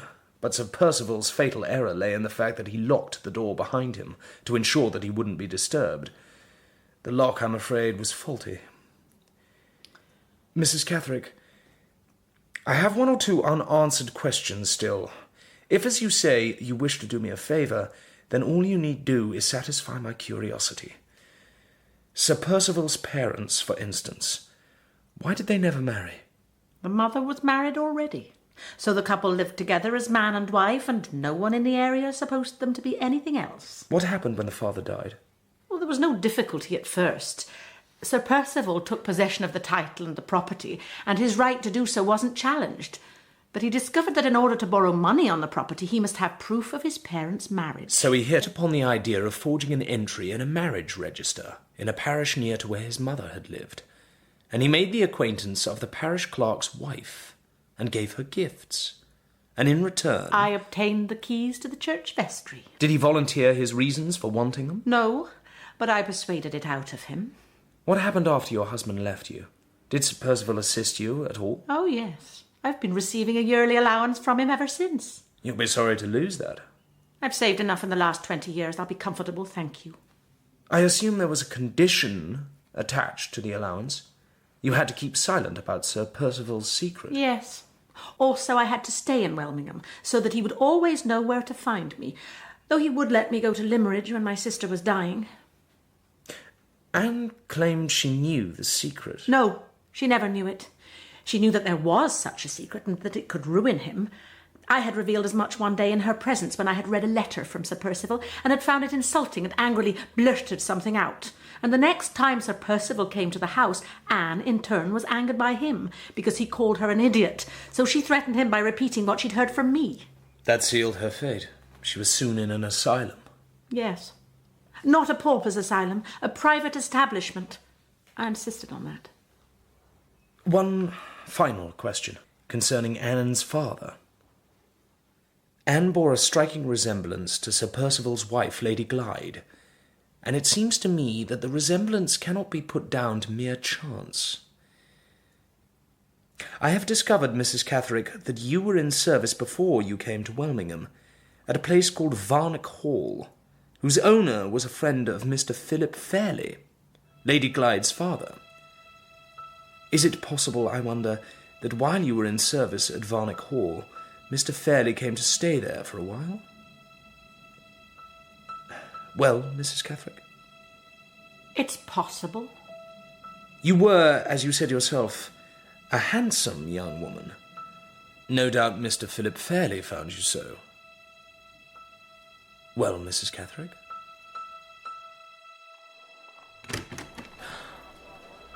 Count Fosco. Yes, dear lady. It is I. How delightful to see you again. What are you doing here? A matter of business. I shall not detain you long. I have a cab waiting, just there. A gentleman is seated inside. Do you recognize him, dearest lady, from your visit to the asylum? He is the owner of that place, and I am assisting him in his search for a missing patient. How is the patient? And how are you? Go away, please. Leave me. You received my letter, I trust. I suggested in the letter, you will recall, that I would be happy to lie quiet, provided that my interests were not threatened, provided my personal freedom and the money my dear wife inherited remained secure. Well, it seems now that my interests may be threatened. Why? Sir Percival is dead. Dead? Oh, yes. And in consequence, no doubt, your friend Mr. Hartright will begin considering ways of striking at me. Advise him against such a course of action, please. Advise him in the strongest possible terms. He cannot succeed. Well, I must return to the carriage. And what will you tell the gentleman who is waiting there? For your sake, Marian, because of my esteem for you, because I cannot bear to think of you experiencing anguish, I will tell him that I made an error, that the patient is not to be found at this address. Remember this sacrifice of mine, dearest Marian. In return for my act of clemency, persuade Mr. Hartright to interfere no more. He has Fosco to deal with otherwise, and Fosco stops at nothing.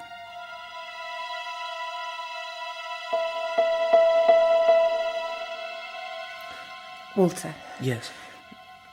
The admiration that the Count professes for me, it's real enough, shamed as I am to admit it. But it won't protect you. No, I realise that. I know the danger I'm in, but I must pursue Count Fosco nonetheless, and extract from him whatever is needed to establish Laura's identity. Laura, I take it, does not know that the Count was here. She does not. I have not told her, either, that her husband is dead. Well, she should not be in ignorance of that forever. Spare her all the details, Marian. Break it to her tenderly. But tell her, please. Because the Count knew our address, we decided to move house, and we took up residence in Fulham. We were peaceful and happy enough, and Laura's progress towards recovery was plainly visible. It is a very fine drawing, Laura.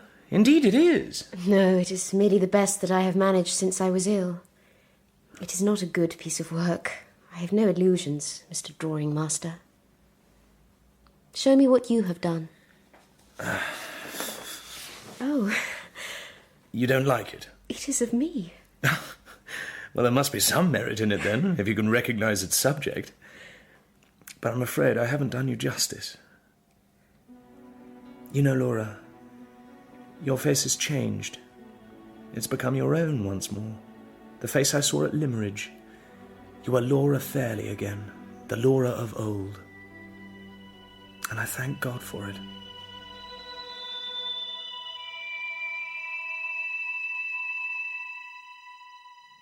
She has said nothing to me, and yet I see as plainly as you do, Walter, that the situation cannot go on as it is. You and she must come to a decision.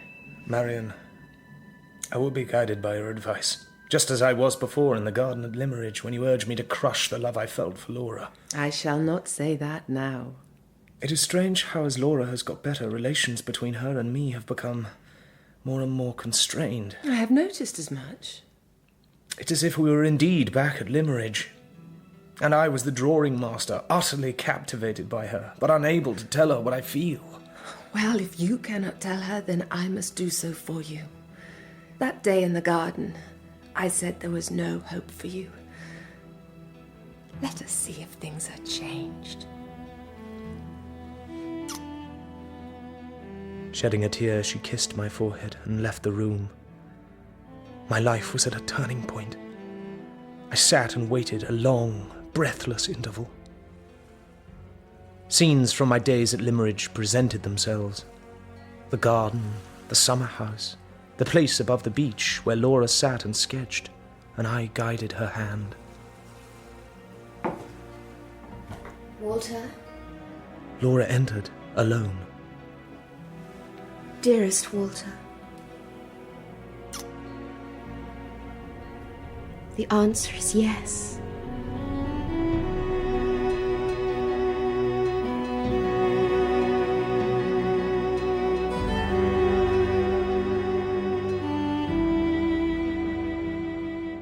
We married, and were very happy. But the shadow of the Count still lay over us. Clearly it will be helpful in the struggle to come for me to know something about the man and his past life, which so far was an impenetrable mystery. I decided therefore to seek help from a friend of mine who was Fosco's countryman. I mean Professor Pesca. Pesca, whose life I had once saved, and who had set me off upon my strange adventure. One evening I called on him. I took him to the opera.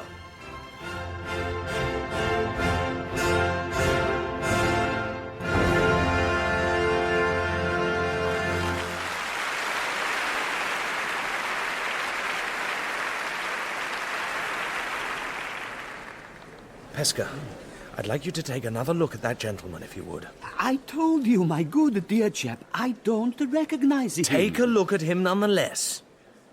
What did you say his name was? Fosco. Count Fosco. Well, I'm afraid I know neither the name nor the man. Why should I? Is he famous? He may have changed his name, of course. He may have changed his appearance, too. Yes, in his younger days he may not have been quite so fat. Tell me, how are you so sure that he would be here tonight? I've been spying on him. Followed him to the box office this morning. Pesca, he's turning this way. Yes. My God! He's looking straight at me, Hartright. He is. And though you say you don't know him, he certainly knows you. Oh, he stares. Perhaps I'm famous. He doesn't seem very happy. You're right, he doesn't. He's lost some colour. Seeing you, Pesca, has made him thoroughly alarmed. Ah, he's decided to leave. Quick, Pesca, this way! Hurry, Pesca! I think he's escaped us. Yes, the other fellow's disappeared too. What other fellow? There was a fair-haired man with a scar on his left cheek. Did you not see him? He was sitting near us, and when we were talking about the Count, I noticed that he became most attentive. He looked at you, and then looked at the Count, and when we left, he followed us. My good dear Hartright, this is all absurdly confusing and mysterious. Can we return for Act 2? No. Back to your lodgings. Please, Pesca, we need to talk. What the deuce am I to do? I don't understand. What is my connection with this man? Well, Pesca, I was hoping that you would tell me that. Listen, today while I was following Count Fosco around the streets, I was suddenly reminded of a remark that Marian, Laura's sister, made. She called Fosco a spy, by which she meant that he was partial to snooping. He liked to listen at doors. But it occurred to me, what if he were a political spy? What if espionage were his vocation? If nothing else, that might explain why he has stayed on in England, even though the crime against my wife was accomplished some time ago. Hartright, I am not a spy. And as far as I'm aware, there are no spies among my acquaintances. But you are an exile from your country, a political exile. And because of that, I thought to myself, perhaps my good friend Pesca has come across Count Fosco and can give me some information about him. Well, you say I was wrong, but Count Fosco, it seems, has come across you. He is frightened of you, Pesca. Why do you suppose that is? Tell me.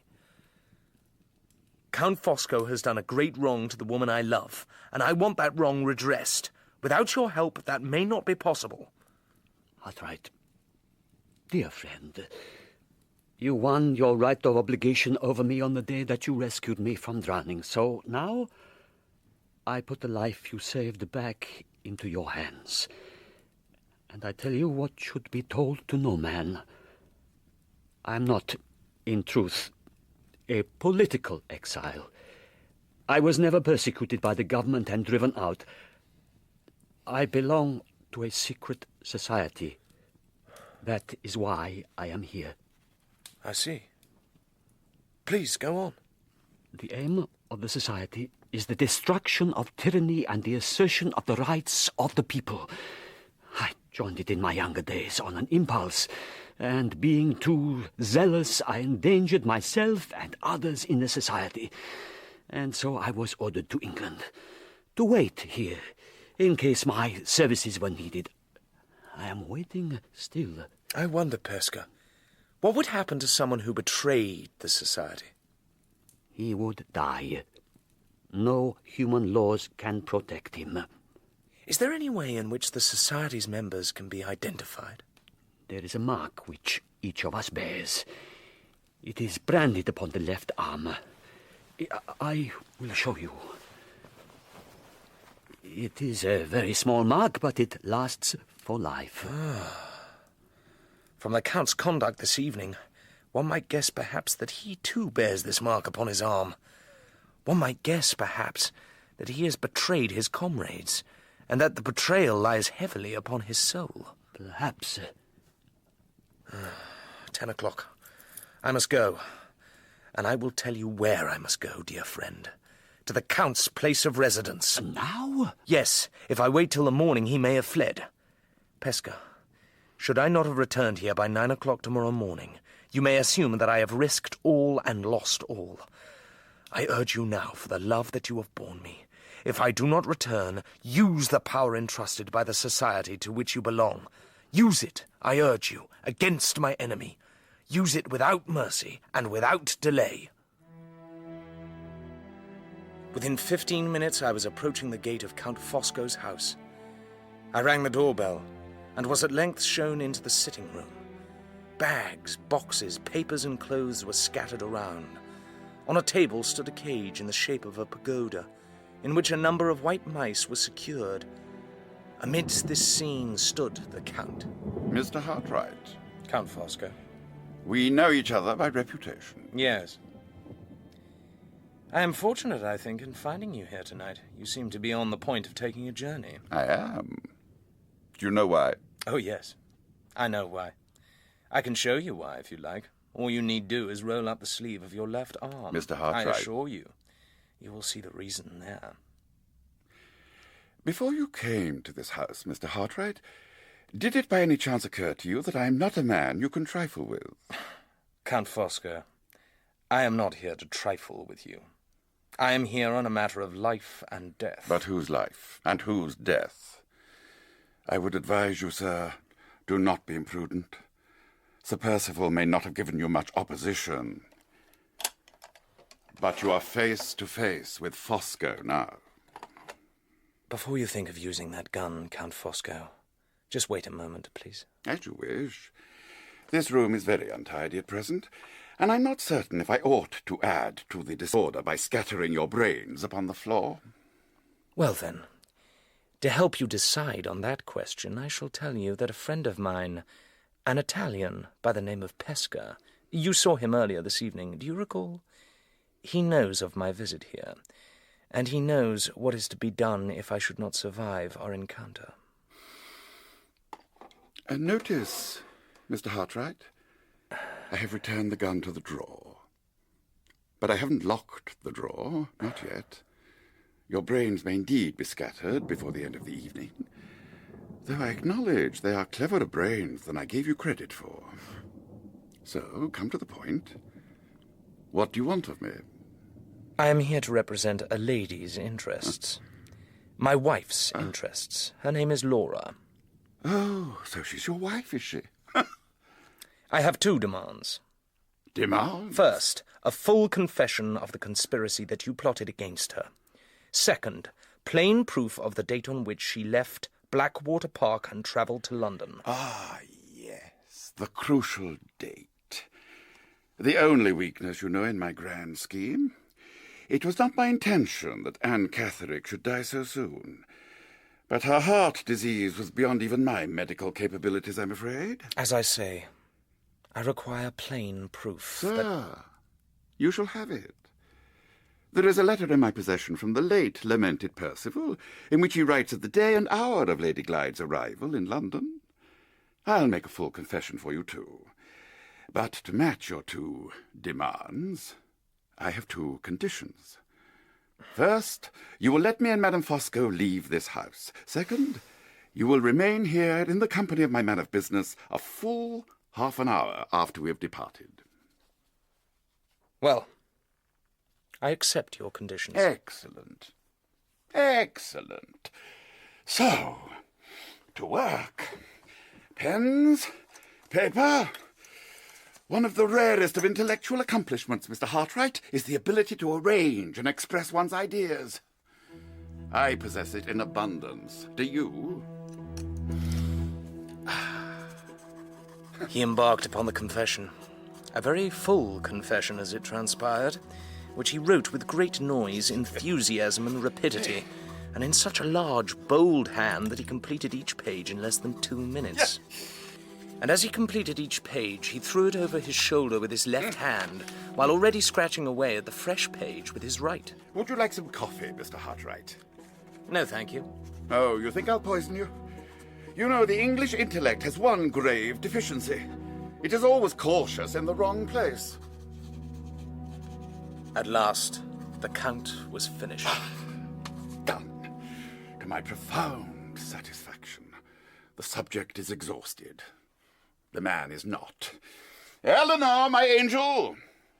So, I shall now sign the document. Isidore Ottavio Baldassare Fosco, Count of the Holy Roman Empire, Knight Grand Cross of the Order of the Brazen Crown. Come in, my sweetest. Perpetual Art Master of the Rosicrucian Masons of Mesopotamia. Eleanor, this is Mr. Hartright. Yes, I've heard about you, Mr. Hartright. Madam? Our guest has been detaining me, I'm afraid. But I am now free to complete my preparations for departure. Perhaps you would like to amuse Mr. Hartright, my angel, while I do so? I was listening to what you said to my husband a little earlier, Mr. Hartright. I tell you, if I had been in his place, you would be dead on the hearthrug by now.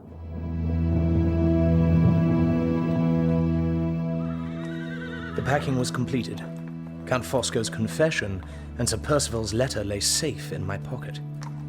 Madame Fosco got into the cab, along with a cage of precious mice, and Count Fosco held out his hand to me. Mr. Hartright, I bid you farewell. Do take care of Miss Halcombe. Admirable woman. Take very good care of her, sir. A week later, no more, I travelled up to Limmeridge to confront Laura's uncle. Mr. Hartright, this is all very troublesome. She is not dead, Mr. Fairle. And these documents, I trust, will convince you. A confession from Count Fosco, a letter from Sir Percival, which was written on the day of your niece's supposed death, but which announces that her journey to London will be made the following afternoon. I have obtained numerous supporting statements, too. From Marian, from Mrs. Michelson, the housekeeper at Blackwater Park, from Mr. Gilmore. Sir, Laura is not dead. I urge you, therefore, to invite her to Limmeridge House and to receive and recognise her publicly. Oh, but that would be such a great ordeal for me. It would be a greater ordeal still, Mr. Fairle, if the matter were raised in a court of law. A court of law? Heavens, are you trying to hurry me to my grave? Does Laura, if it is Laura, contemplate stopping here, I wonder, after I have publicly acknowledged her? No, sir. Very well. Nor will Marian be stopping here, nor will I. You, sir? Why on earth would you be stopping? Well, Laura and I are married. Married? Yes. I take it that you wish us both your heartiest congratulations.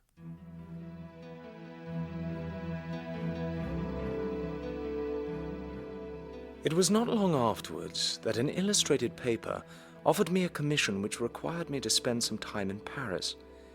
Pesca came with me. Since that fateful visit to the opera, he had not recovered his customary cheerfulness, and we both thought that a holiday might raise his spirits. At our hotel on the final morning, as I was about to knock on the door of Pesca's room, the door opened and a man emerged and brushed past me. Ugh! I'm sorry, Pesca. Didn't realize you had someone with you. Well, he's gone now. I only caught a glimpse of him, but... Yes, it was the man you said was sitting near us at the opera. The man with the scar. Did he bring you bad news? Horrible news. Oh, Hartright. However hard I try to forget the mistakes of my youth, those mistakes, I think, can never forget me. We had arranged, if you recall, that we would see Notre Dame. I won't go. I'll stay here. And when you return... We'll go straight back to London. I promise. Approaching the cathedral, I passed the terrible dead house of Paris, the morgue, and my attention was caught by some people who had just come from there and were talking about a corpse that they had seen. The corpse of a man of immense size. I entered the morgue. I pressed in with the crowd and moved inch by inch towards the great glass screen that separates the living from the dead. I looked in. There lay Count Fosco. The wound made by a knife or a dagger was over his heart. No other sign of violence was apparent on his body, except upon his left arm, exactly in the place where, on Pesca's arm, I had seen the branded mark. Over the mark, 2 deep cuts had been made, in the shape of the letter T. Pesca later confirmed what I guessed. T signified traditore, traitor.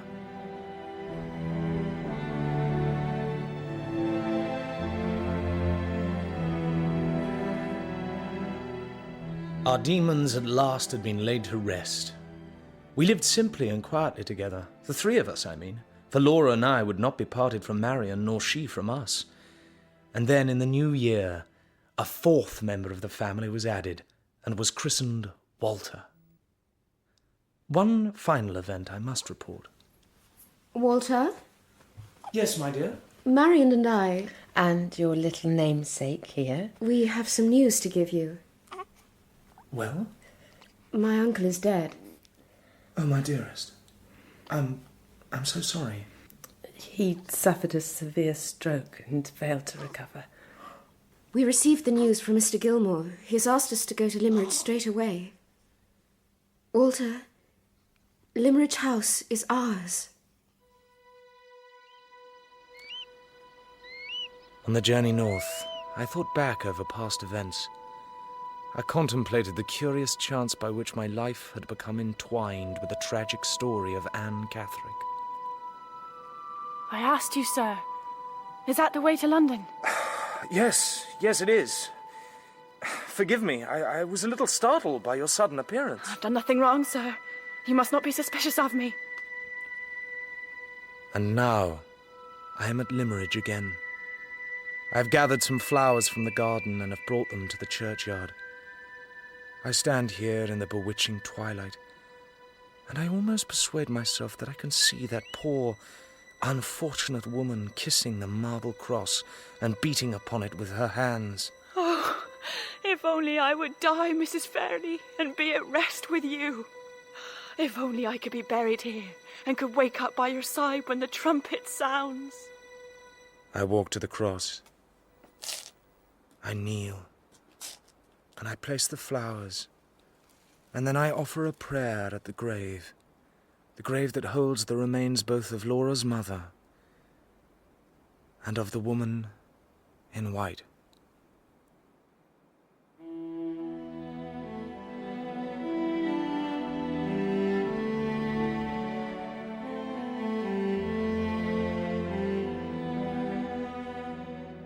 That was the final episode of The Woman in White by Wilkie Collins, dramatised for radio by Martin Wade.